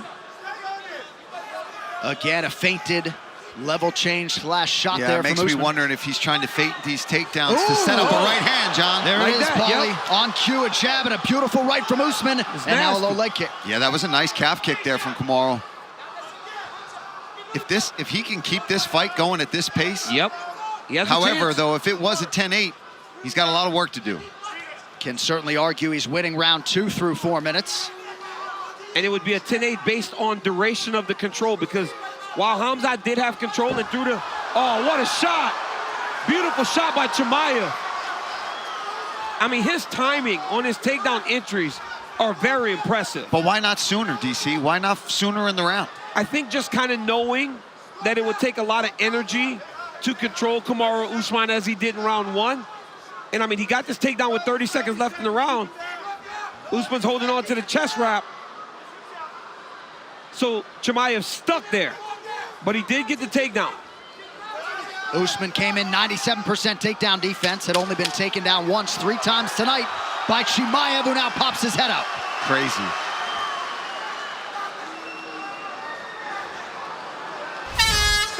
Just like that, 10 minutes down, 5 remain. Ready? Ready? Well, Paul, KHAMZAT CHIMAEV may be the cardio king, but the man with all the championship experience is on the other side and looking to be pretty fresh here, start of round 3. Yeah, I mean, that was the pace that he wants this fight to be at, but he gave up that takedown at the very end of that round, which was a close round. There's one. Got out of the way of that one. He's got to land some strikes, though, in between these. That's what Trevor Whitman was telling him. He said, throw. You got to go forward. He goes, you cannot just stand in front of him. He goes, because then he'll shoot. Chimaev's corner wants him to wrestle more early, but Whitman and Hoof think if Usman can close the distance and stay in that range, KHAMZAT CHIMAEV goes backwards every time. Usman reaching out, partially landed that lead hand. Chimaev's corner wants the right hand. They feel like that could be available too.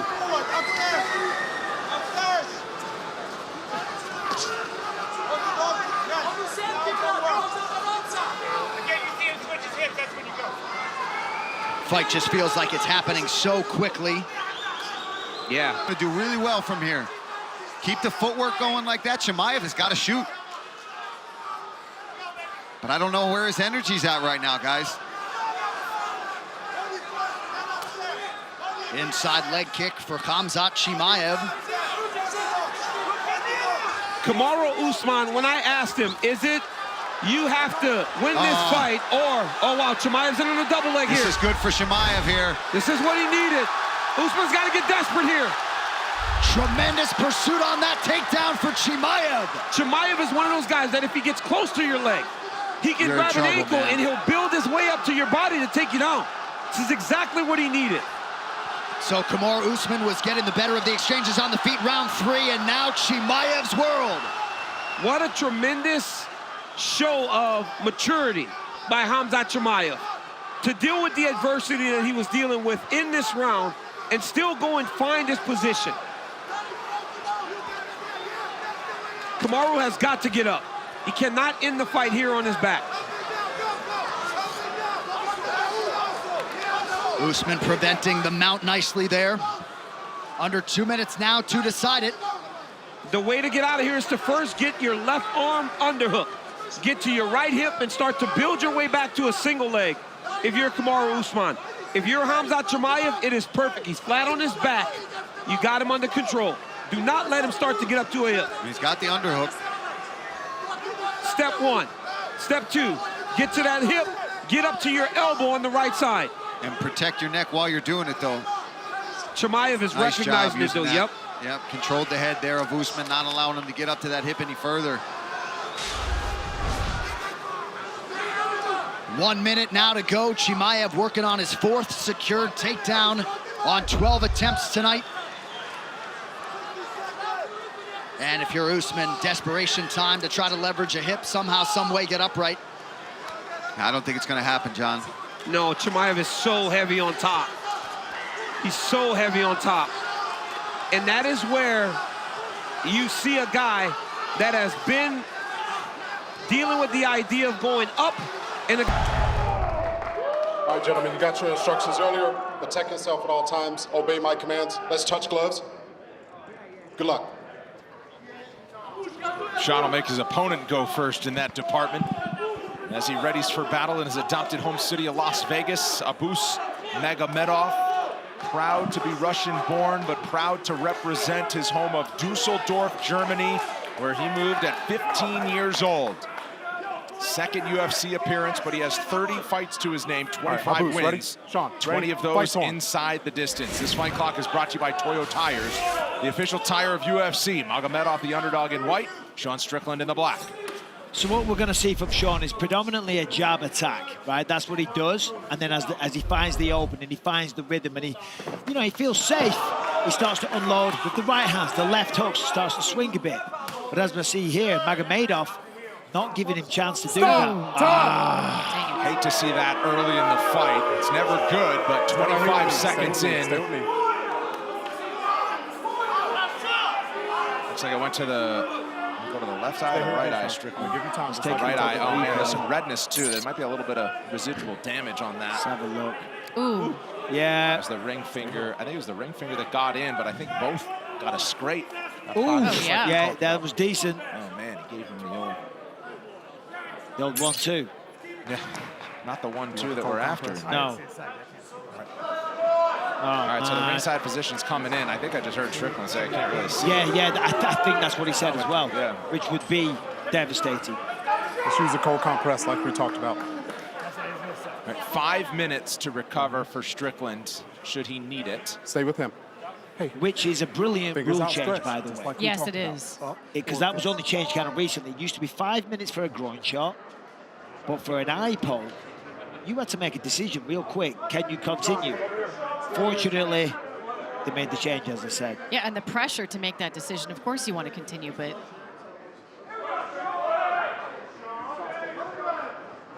I mean, it was completely accidental.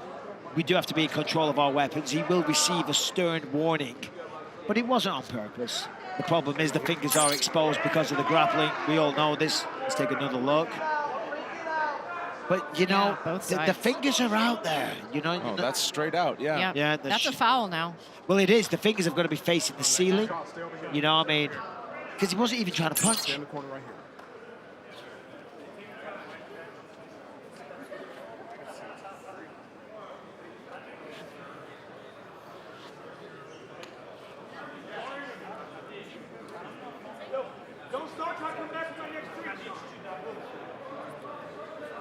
No, 2 minutes down, 3 remaining. He's saying it's blurry. Okay, so it's double vision.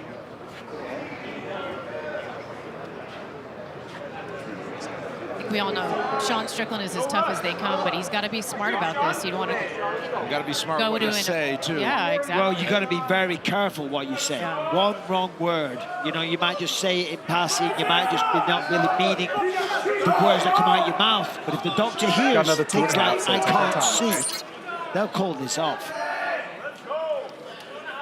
But do you go back into a fight with compromised vision, Michael Bisping? Good? And All right, stay here for me. He's good. Do such a I know. thing.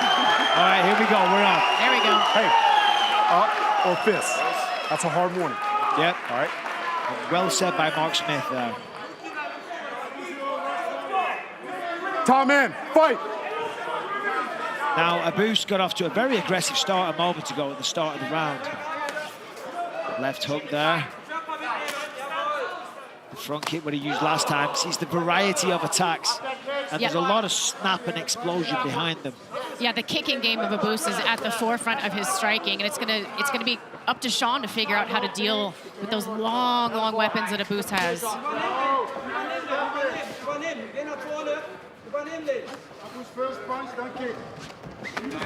Oh, Boost swinging big.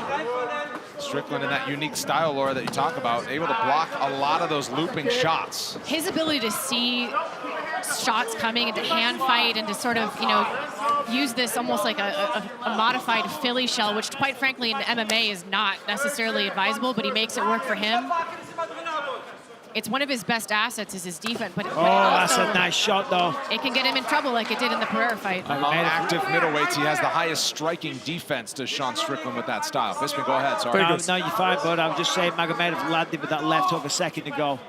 And jabs are all well and good, and they are effective, and they are the key to the door and massively underutilized in mixed martial arts. However, hooks, they're way more powerful.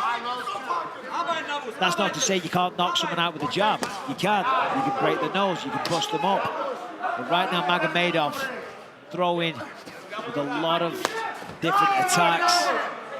Keeping Sean guessing. He's defending well, though. Powerful shot there from Magomedov. When you stand really straight up like that, like Sean does, though, it's really hard to move backward quickly. So if you can string together these longer combinations, that's when you're going to find it, because although he deflects so well with his hand fighting in the pocket, you can only maintain that so long if you're moving backwards. Oh, that's a heavy low kick. Oh, and again. And that's another thing, because Sean stands so upright, it's a little harder to check.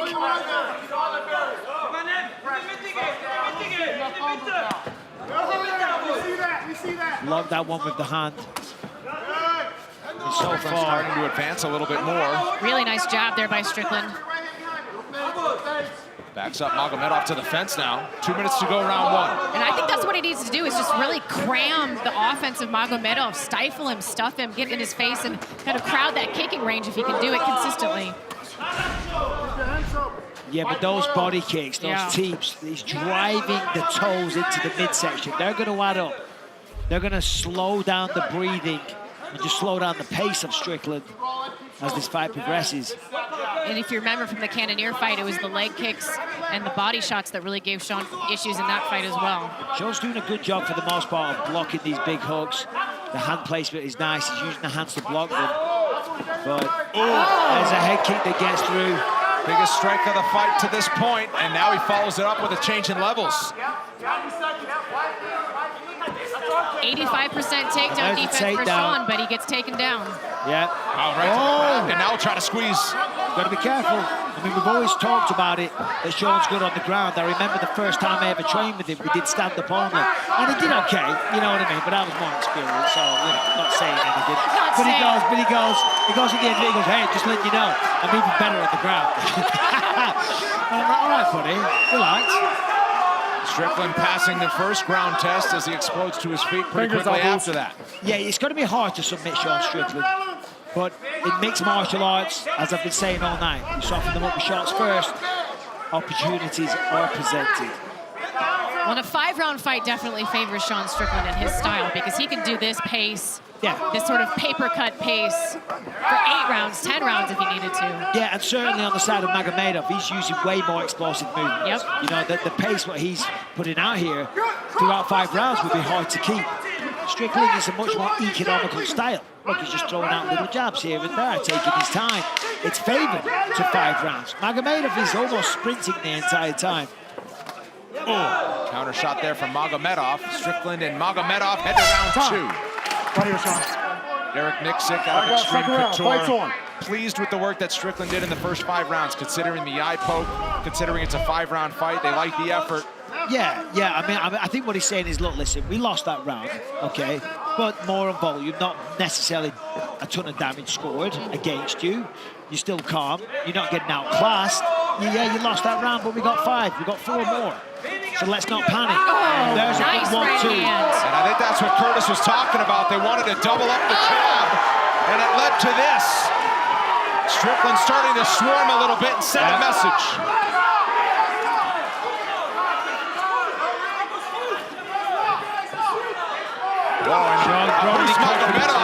The body language not great as he stumbled along the fence. The momentum has clearly swung in this fight. You can see Sean really starting to find the mark. That 1-2 did a lot of damage.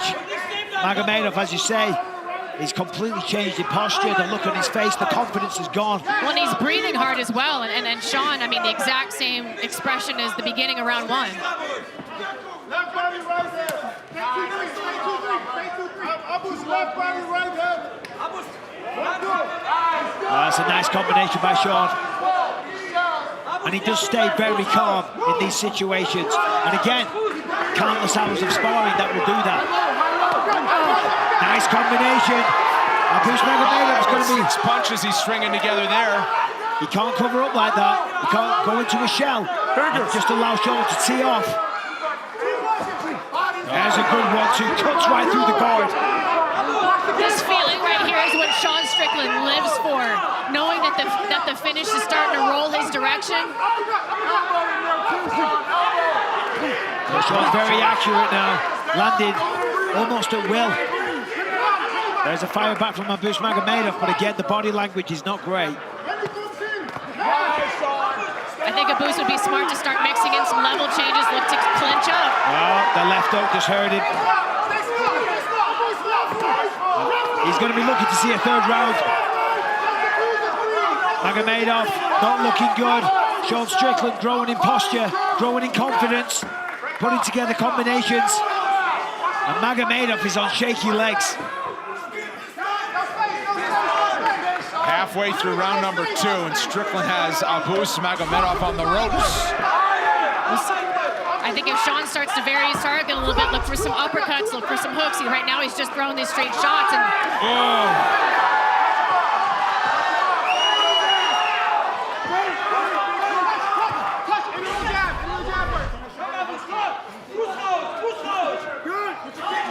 Strickland is undeterred. You wonder how much steam Magomedov has in return, because Strickland... looking good here. This is a beautiful combination. Strickland's on fire here now, having a great time. Magomedov rips to the body, but Sean says, no, thank you, let's go. Magomedov is looking very tired. He's looking hurt. He's looking like he wants a way out. He cannot wait for the end of this round to come. And on the flip side, Sean Strickland's having a whale of a time. Yeah, this 100 seconds is going to feel like an eternity for Magomedov. It does, Brendan. It'll feel like a lifetime. Mark Smith, referee Mark Smith is taking a close look as well. he looks like he has a wounded animal cornered right now to Sean Strickland. If you look, all the snap, all the explosivity, all the power, confidence, everything. Mentally, physically, it's all gone for Magomedov. He's got nothing left. Oh my goodness, a grimace and a looking at the huge clock as well as he backs up. Strickland said, I want to turn him into a punching bag. He has largely done that in the second round. Magomedov has been a punching bag. It almost feels like Sean is playing with those food a little bit. That's it, that's it. Do it! 45 seconds. Oh man, what are we waiting for? It's done, it's over. Continuing to hammer away. Beautiful performance. That's it! Sean Strickland That's the best by one yet. knockout in round 2. That's his best performance yet. Absolutely. He said he'd show him a whole new level in the octagon, and that's exactly what he did. I mean, he went out there, I mean, the first round wasn't looking good, but he took his time, you know, stayed calm, stayed composed, knew what he was capable of, and in the second round turned it on. I mean, let's take a look at this. I mean, beautiful stuff from Sean Strickland right off the bat, and he has such a simple game. It's ones and twos, but it's the pressure and the volume and the relentless attack. As soon as he finds a weakness, he begins to chip at it and chip at it and chip at it, and eventually Abus Magomedov just had one direction to go, and that was out. Last time he finished his opponent inside the distance was his second appearance in the middleweight division back in 2020, almost 3 years ago. In comes officially 4 minutes, 20 seconds, round number 2. Referee Mark Smith steps in, puts a halt to this fight for your winner by TKO, Sean Strickland! Allen minus 120 as the smallest of favorites, even money underdog for Sean Strickland. This fight clock is brought to you by Modelo. Allen in the red, Strickland in the black. Straight away, Allen pushing forward, nice low kick, then had a 1-2. I'm really excited to see the striking improvements that he has since working with Henry Hooft. Look at Adam that. Martin chiming in on Twitter, really likes this fight.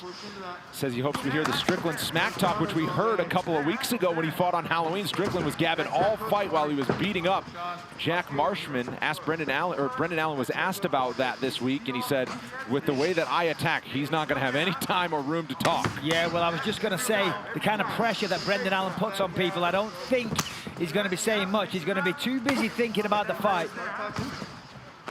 Shout out Jack Marshman, by the way, though. Tremendous display of heart there. Excellent fight. Kept coming forward the whole time, but look at this. Brendan Allen coming forward. Oh, look out for the up kick. A good takedown by Sean. Yeah. Nicely done. Caught the kick. Pushed him back. Strickland goes into the guard of Allen. And Sean's a very tricky customer on the ground. I remember the first time I rolled with him, I was very, well, I was caught off guard, pardon the pun, but look, Brendan Allen tried to hit the sweep there, almost got out round to the side and took the back. But Sean pushed forward to stay in top position. Watch the hands on the mat, guards open. Good. Nice work by the back, but Allen right to his feet. Keep that pressure over the top. Breathe in while we're working. Breathe. Sean Strickland, a native of California, but just found a training home in Las Vegas with Syndicate MMA and John Wood in his corner. You heard the stern warning there for the fence grab. 3 minutes. Yeah, Brendan needs to swing that arm over like he tried to do then to get the whizzer. And look at Sean, wisely gets that one hook in. We'll try and get the other one in, but gonna watch grabbing that fence, came close again. Yeah. And Herb Dean does not mess around. Watch his turn. Strickland stays on the back there. There you go. Allen looking for a way out, now covering it up. Yeah, he saw Sean kind of telegraphed that left hand there, could have got it. Brendan saw it covered up nicely. Allen escapes and pumps the jab and then follows it up with a leg kick. Oh, nice combination from Strickland. Yeah, a lot of pop on that. Nice one, too. It's nice by Sean, you know. In the past, he was very elusive. He was on the back foot, moving around a lot. But now he's planting his feet and going forward, generating a lot more power in his shots. And Strickland said that the biggest thing that's been holding him back in his career is that he doesn't always give his opponents the respect they deserve. Vows that's a thing of the past. Laser focused on Brendan Allen and looking pretty good early and reverses the position there. Yeah, well, Sean also said, if I perform the way I do in the gym, in the octagon, I'll be champion of the world. And I gotta say, listen, I hear what he's saying. He's very good in the gym. Problem is, replicating that kind of performance in the octagon against a world-class opponent when the pressure is on and the bright lights are on and the world is watching, it's a very different thing. There wasn't many performances that I had where I felt that I performed to my potential. But Sean is really finding his potential. His fight 2 weeks ago was sensational. And he's having a good fight here, but he just caught a massive left hook. Biggest shot of the fight comes from Brendan Allen with just over a minute to go in the first round. That wobbled the knees of Strickland, but he's back underneath him. That 1-2 is beautiful for Sean, though. 1 minute left in the round. Check hook on the way in. Check hook on the way in. Give me that hook. 3-2. 3-2. Keep on it. Just pumping out that jab. Sean Strickland with regularity here. Yeah, Brendan's having a hard time getting past that jab. He needs a bit of head movement. He needs to use some feints. There's no feints here from Brendan. He's just trying to walk forward, and he's coming onto the end of the jab of Sean. And a 1-2. Rips to the body, but still that 1-2 was nice. Allen trying to close things down here along the fence. Strickland immediately reverses it again. 30 seconds to go. Off the cage, dude. Finish strong, yes, finish strong, pressure him here, pressure him. Finish strong, B. We got 20 seconds, I want pressure. Another jab that splits the guard, followed up by a right hand from Strickland. Oh, front kick, catches the chin. Heavy shots from each side. Look at this, absolute poor. And I knew this was going to be a good fight and very evenly matched. Physically, skill-wise, everything. We've gone 5 minutes, second round coming up. On pay-per-view, 2 titles on the line. Davison Figueiredo looks to make his first title defense against Dana White's Contender Series alum Alex Perez, plus Valentina Shevchenko against Jennifer Maia for the women's 125 title. UFC 255 available for purchase only on ESPN Plus. Could barely get the words out. Yeah, Brendan Allen coming forward with a sense of urgency. His corner were very happy with the work that he had. But look at that, almost went down there. I would have told him to use some feints though. The jab of Sean Strickland and the 1-2 of Sean is giving him a lot of problems. He's walking onto shots. If he uses some feints, he's going to draw out that jab from Sean, and then he can go in and try and do his work. Right now, it's just a test of speed. Both guys are just trying to punch. You've got to set traps. You've got to try and open the door. Make your opponent react, and then go for the kill. Nice combos from Sean, though. Look at that. And he's not winding up. He's not putting everything into it. He's just letting the punches do the talking. Yeah, the damage he does with seemingly little effort, right? He just throws him out there. It's not like he's throwing from the hip and hitting home runs. He's just powerful. That got his attention, though, that calf kick. Now trying to close the distance and make this one a little dirtier here. Yeah, but to your point, though, as you said, you know, they almost look like arm shots, but they're doing a lot of damage. Right. And they're finding the mark frequently. Brendan Allen's got to do something different. As I said, he needs head movement and he needs feints, because I'm not seeing either right now. Push him against here. Let's get some knees and elbows working. Another jab. Good 1-2. That's Allen. Strickland trying to end it. And it does. Sean Strickland. Wow. 2 wins in 2 weeks for Sean Strickland. Strickland, we got ourselves a player in the middleweight division. That was the best performance and win of his entire career. Took it on short notice against a very, very tough opponent, and he looked outstanding.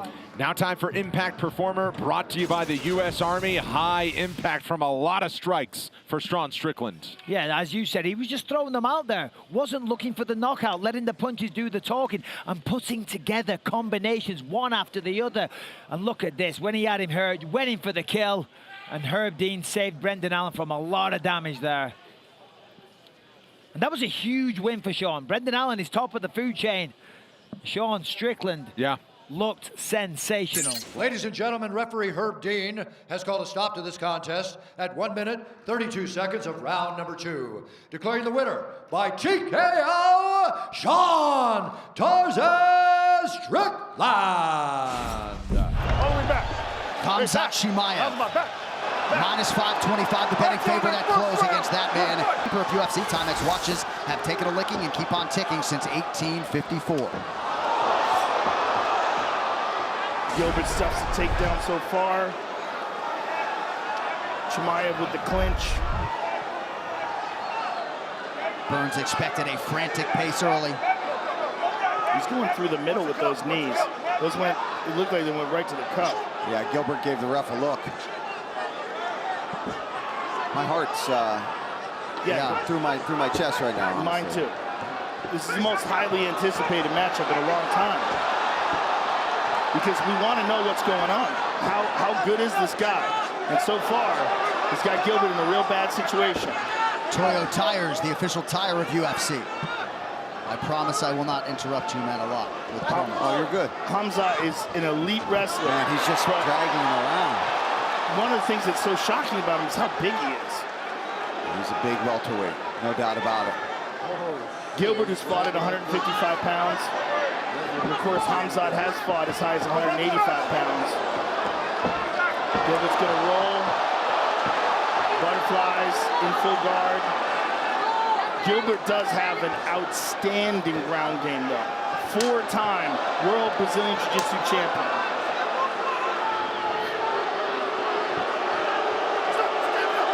Burns maintaining his composure, and for the record, as Chimaev welcomes him back to his feet, Burns has already landed 2 significant strikes, more than anyone prior against Chimaev.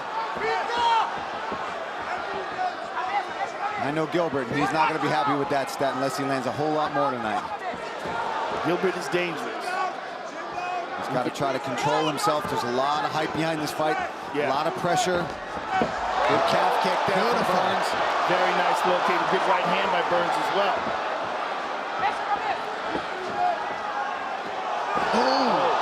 Chimaev hurt him. Body kick is there for Burns. Nice job by Hamzat to raise the guard. Good right hand by Gilbert. Gilbert's got a jab now from Burns. Very nice jab. If you're Gilbert Burns, you take this start all day. 2.5 minutes gone by. Gilbert's got to settle in, get his rhythm. Yes. Just caught him with a left hook. That's a big weapon for Gilbert. That sweeping left hook. Oh, good combination from Chimaev. Yeah, nice power shots there from Chimaev.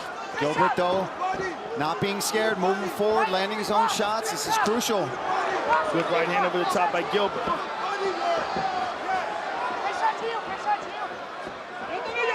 We're already seeing Chimaev tested far more than any other fight so far in his UFC career. This is good. We got a fight right now. Yeah, I mean, this is a giant step up to go all the way to the #2 guy. Good left hook again. And then the head movement on the back end for Burns. See if Chimaev tries to go back to his wrestling. Ooh, big power shots, but nice right hand there. Good defense by Burns. You can see the power in those hands, though, from Chimaev. He's cracking hard. KHAMZAT has left himself open to a couple counters. Under 90 seconds to go in the round. Is that a slip, or did he get hit with a shot? I don't know. Oh, got nice he was low off kick by balance. Chimaev.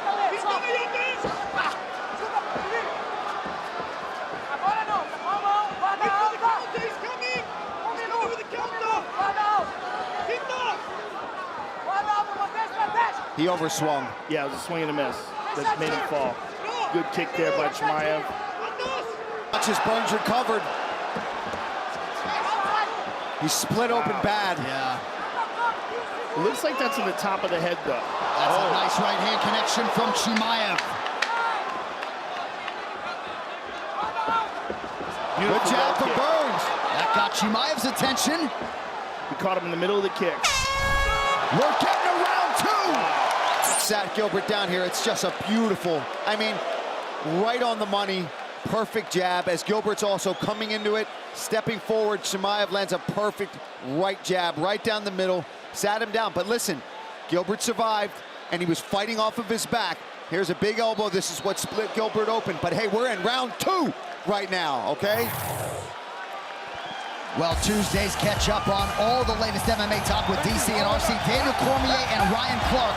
You can find it on YouTube, ESPN Plus, and wherever you download your podcasts. All right, round 2 here. Henry Hoof calling for some body work out of his pupil, Gilbert Durinho Burns. 27-19 Chimaev on the significant strike front in round 1. And listen, he still looks unbelievable, right? We're kind of like amazed that we're in the second round. That just speaks volumes to what people think of this guy. Look at that.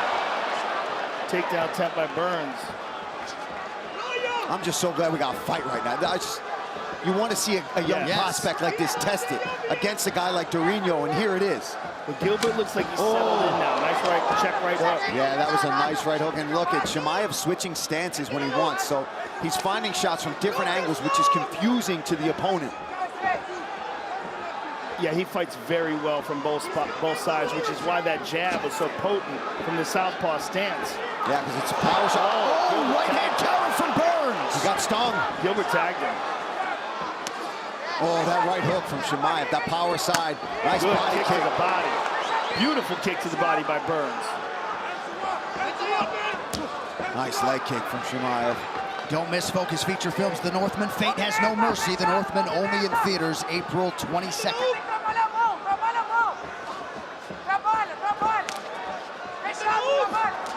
Man, just missed. Two good ones by Gilbert. And now a right hand for Burns. Gilbert's got to keep those hands up, and Chimaev's going to find the guard, find through the guard. I'm not even making sense right now. I'm so excited. Chimaev having a lot of success out of the southpaw stance. Counter right from Burns. Chimaev is so strong. Wow, dude, that just showed his strength right there. Gilbert couldn't even move that leg.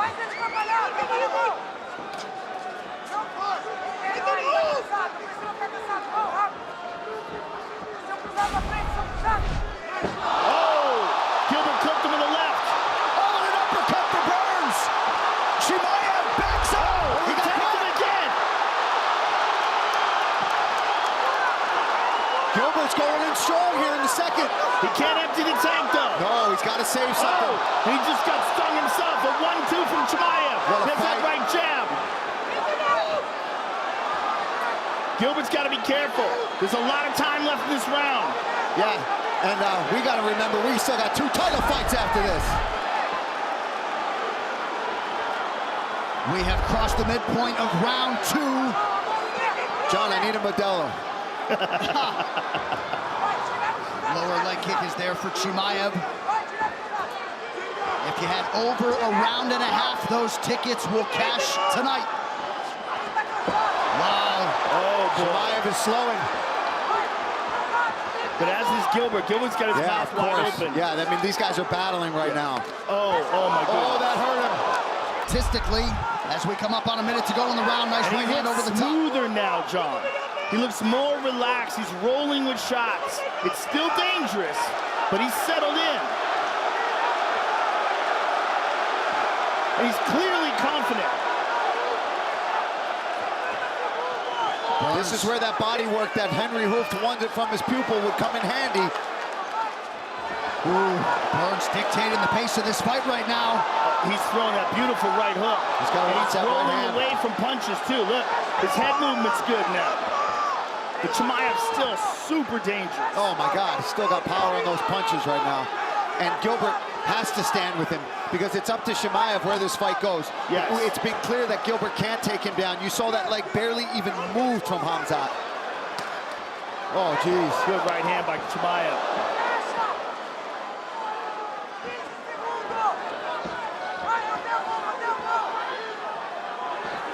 Oh, nice land in the round for Chimaev.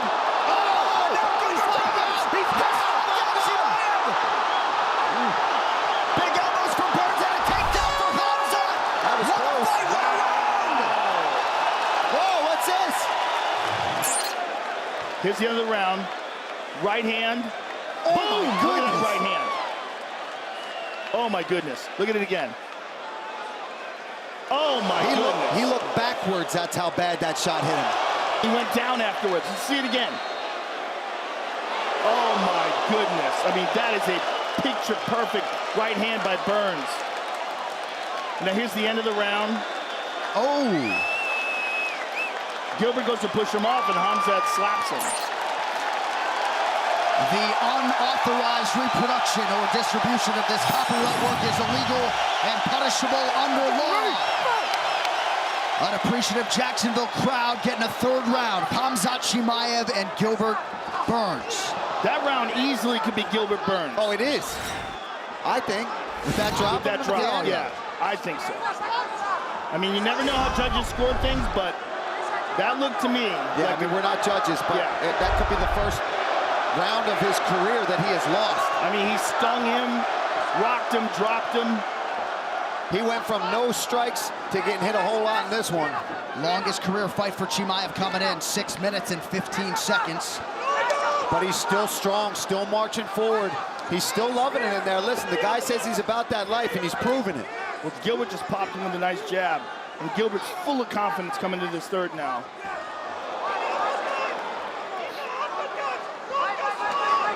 He's got to circle out.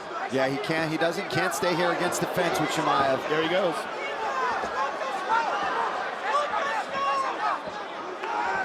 Chimaev back to the orthodox stance now. Minute gone by, round 3. Shot from Burns. Chimaev defends well and lands a hammer fist. He is so strong. I mean, yeah, man, Gilbert's a beast, and he can't even. Nice work, though. Good scramble. As intent, Burns trying to fire back as best he can.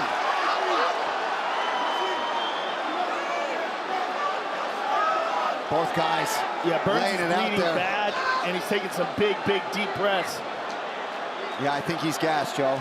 But Chimaev just took a big, deep breath himself. I know, but there's a difference in their physique right now. But then he does that. And then he does that, yeah. Another nice land with that lead hand for Chimaev. What a fight. Burns cracks with the jab. Gilbert still throwing. Anybody's fight, 2.5 to go. It really is. I mean, anything can happen. We're halfway through the third.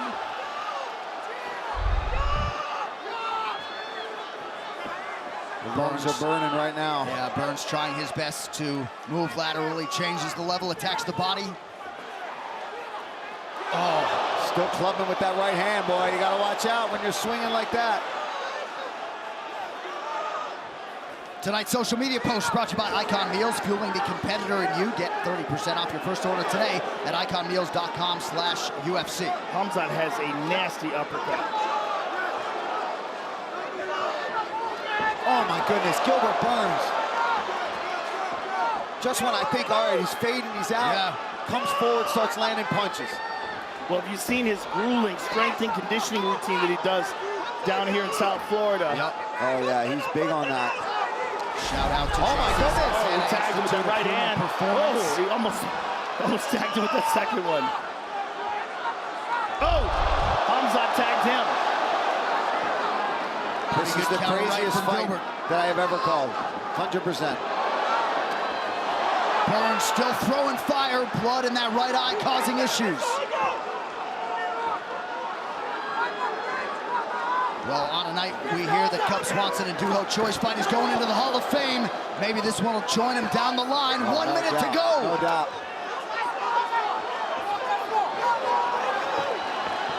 Look at Chimaev, though, still marching forward, looking for a finish even here in the end of this third round in a grueling fight, man.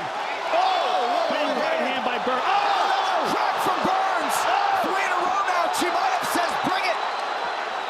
Oh my goodness. Gilbert's just throwing everything he has in his soul right now. Chimaev eats it, though, moves forward. Yo, listen. No matter what, this is what Chimaev wanted, and he's a contender no matter what happens tonight. Gilbert just took a look up at the clock. Oh, there's that uppercut. As we get set, Nordine Taleb and Sean Strickland. Okay, blue corner, you ready? Red corner, round 1, let's fight. Just, you know, that crowd shot of the Khabib fans, those hats are functional here. It is freezing Yeah, out right? there. They're probably not Khabib fans. They literally just have those hats on. I want a big one of those to curl up in after this week. Our driver told us the other night, yeah, winter's not too bad. It's only about 2 months long. I was like, it started already. It was freezing outside. Oh, we were trying not to step on ice. But just so you know, those weren't necessarily Khabib fans. This is good footwork so far from Nordine Taleb. Clearly expecting the pressure of Sean Strickland. Now he's trying to counter him with that drag left hook. Counter left from Taleb. This fight a -115 pick 'em on each side. Strickland's in the gray, Taleb in the red. I think this is actually the first time I've seen Nordine Taleb look like the smaller fighter in there as well. One thing about Taleb's style on the feet, chin high, and tends to let his hands float out a little bit. He's very aware with his defense. Yeah, it does lead him to be quite reactive, though. When people start to feint, he does tend to reach for the punches, allowing people to come around the sides. And when you've got someone as tricky and as long-ranged as Sean Strickland, you've got to be expecting those kind of tricks. When someone reaches for punches, you got to throw a lot of feints, get them to react. Oh.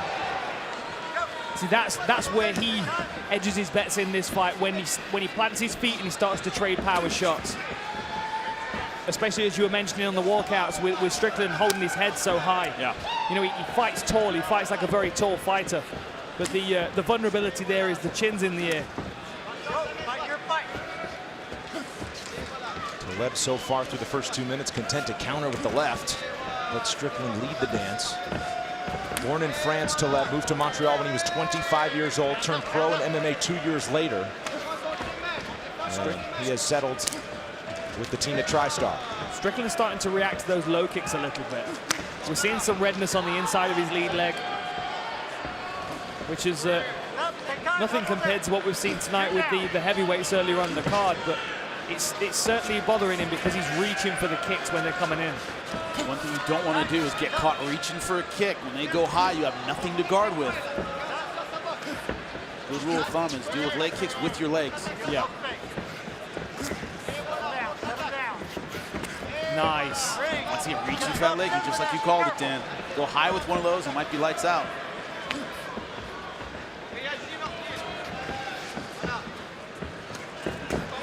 I'd like to see Strickland use his footwork a little more. He does get into the habit of following his opponents around. And given the fact that Nordine Taleb's consistently circling in the same direction, there's an opportunity here for Strickland to start stepping across and cutting him off. The counter left from Taleb.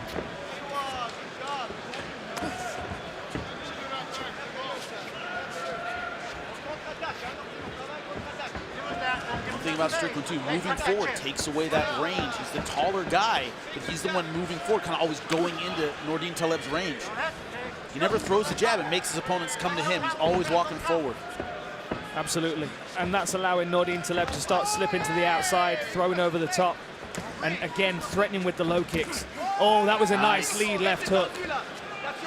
Immediately reddened the nose of Sean Strickland.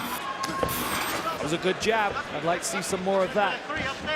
See the total strikes attempted more than 60. Sean Strickland landed just 5. And Taleb outnumbering him on the land by 4-1 unofficially. That shows good management of range by Nordine Taleb.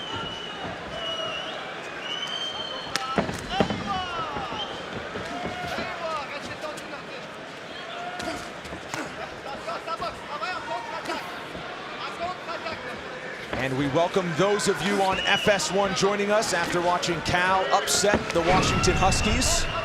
I'm Brendan Fitzgerald, sitting octagon side with Jimmy Smith and Dan Hardy. We are in Moncton, New Brunswick, Canada, northeast of Maine, for FS1 UFC Fight Night. And our featured prelim bout between two welterweights at 170 pounds, Nordine Taleb and California's Sean Strickland.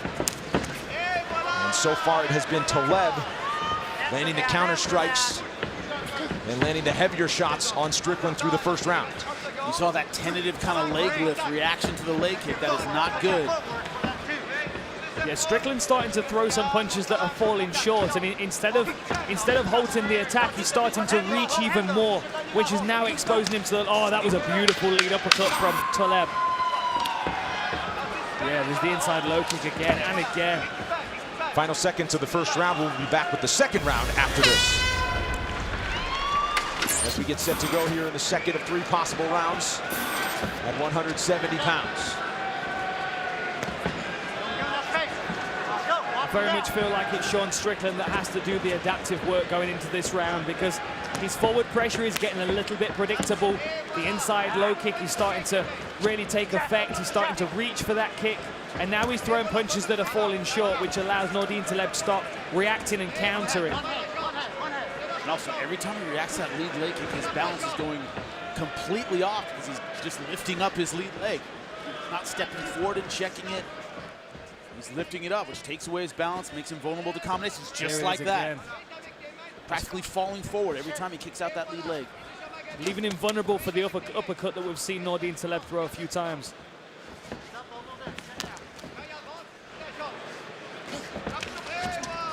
See, that was better. You know, if you're going to eat the kick, you've got to throw something in return. You've got to try and get him on his heels, take some of the power out of the kick, or possibly discourage him from throwing it in the future. Great range management from Nordine Taleb. And they're almost all the inside leg, just like that, which is a quick kick. Doesn't require a lot of power, doesn't take a lot of energy. It's almost like just like throwing a jab, just boom, that checked right to the inside, but yep, it's the accuracy that does all the damage. And talking of accurate, we've got 17 of 20 of those low kicks landing. 85% success rate for Nordine Taleb. Meanwhile, it's 18 landed on 120 total strikes attempted for Sean Strickland, showing the movement, the elusiveness of Taleb. A quick land on the jab there from Strickland. And Nordine Taleb must feel like he has the opportunity to power double here as well. You know, any good tri-star fighter's got a wicked power double, especially if he's under this kind of... Oh! Big right from Strickland! Look at that! That drops Taleb, who tries to explode right back to his feet, and he does. Before he had eaten that, he'd eaten a couple of those right hands and didn't make the head movement adjustments. Strickland stayed with that right hand. And Strickland goes back in with some big shots. Oh, that was a good teep to the midsection. Created a break in the pressure for Nordine Taleb, clear his head a little bit. He's still managing the range very well, but Strickland's confidence is on the rise now, and he's pushing forward. Strickland starting to put together the combinations halfway through this second round. Nordine Taleb is hurt, and he is hurt bad. He does not have his wits about him. Big right now, and another one. Taleb is buckled and down on his back. This has got to be the finish. Taleb's trying to reach up and control, but he doesn't have a close guard. He's taking big shots from a standing position. And look how Strickland's not letting him close his guard. He's keeping his hips back enough so he can sit up and land big punches, just like that. Big right direct. That was a big shot to the chin. Nordine Taleb, I'm not sure his head's completely clear. He's taking some of these shots here. Another one as Strickland goes down, and that's it. That was a good stoppage. Sean Strickland. That was a good stoppage. Yeah, he's protesting, but he was out. Good job by the referee. And Taleb does not like it. He pops up. The fans, of course, favoring the Canadian fighter, but Sean Strickland just kept busy, and once he landed, kept going, and he gets a second round TKO. That consistent pressure of Sean Strickland paid off. Eventually he was able to reach Nordine Taleb with a really clean overhand right, caught him on the temple, and then, you know, in the successive shots that came, Nordine Taleb just wasn't able to create the space to recover. You know, it was this trickle effect of Sean Strickland that kept peppering him with long shots, long-range shots, keeping him on the back foot. And then when he was finally in the top position, he picked these shots very well. He postured up, he looked for his target, and then he dropped with full power. Really nice. Here we see it again from an opposite angle. He creates space, he looks at his target, and then he starts to read those shots as they're coming through the guard. I mean, Nordin Taleb should be looking at his opponent here, but he's taking these shots really without seeing anything coming. That's a good stoppage by the referee there. Saved him from further damage. Ladies and gentlemen, referee Eric Nevitt has called a stop to this contest at 3 minutes, 10 seconds of round number 2. Declaring the winner by TKO, Shon Strickland.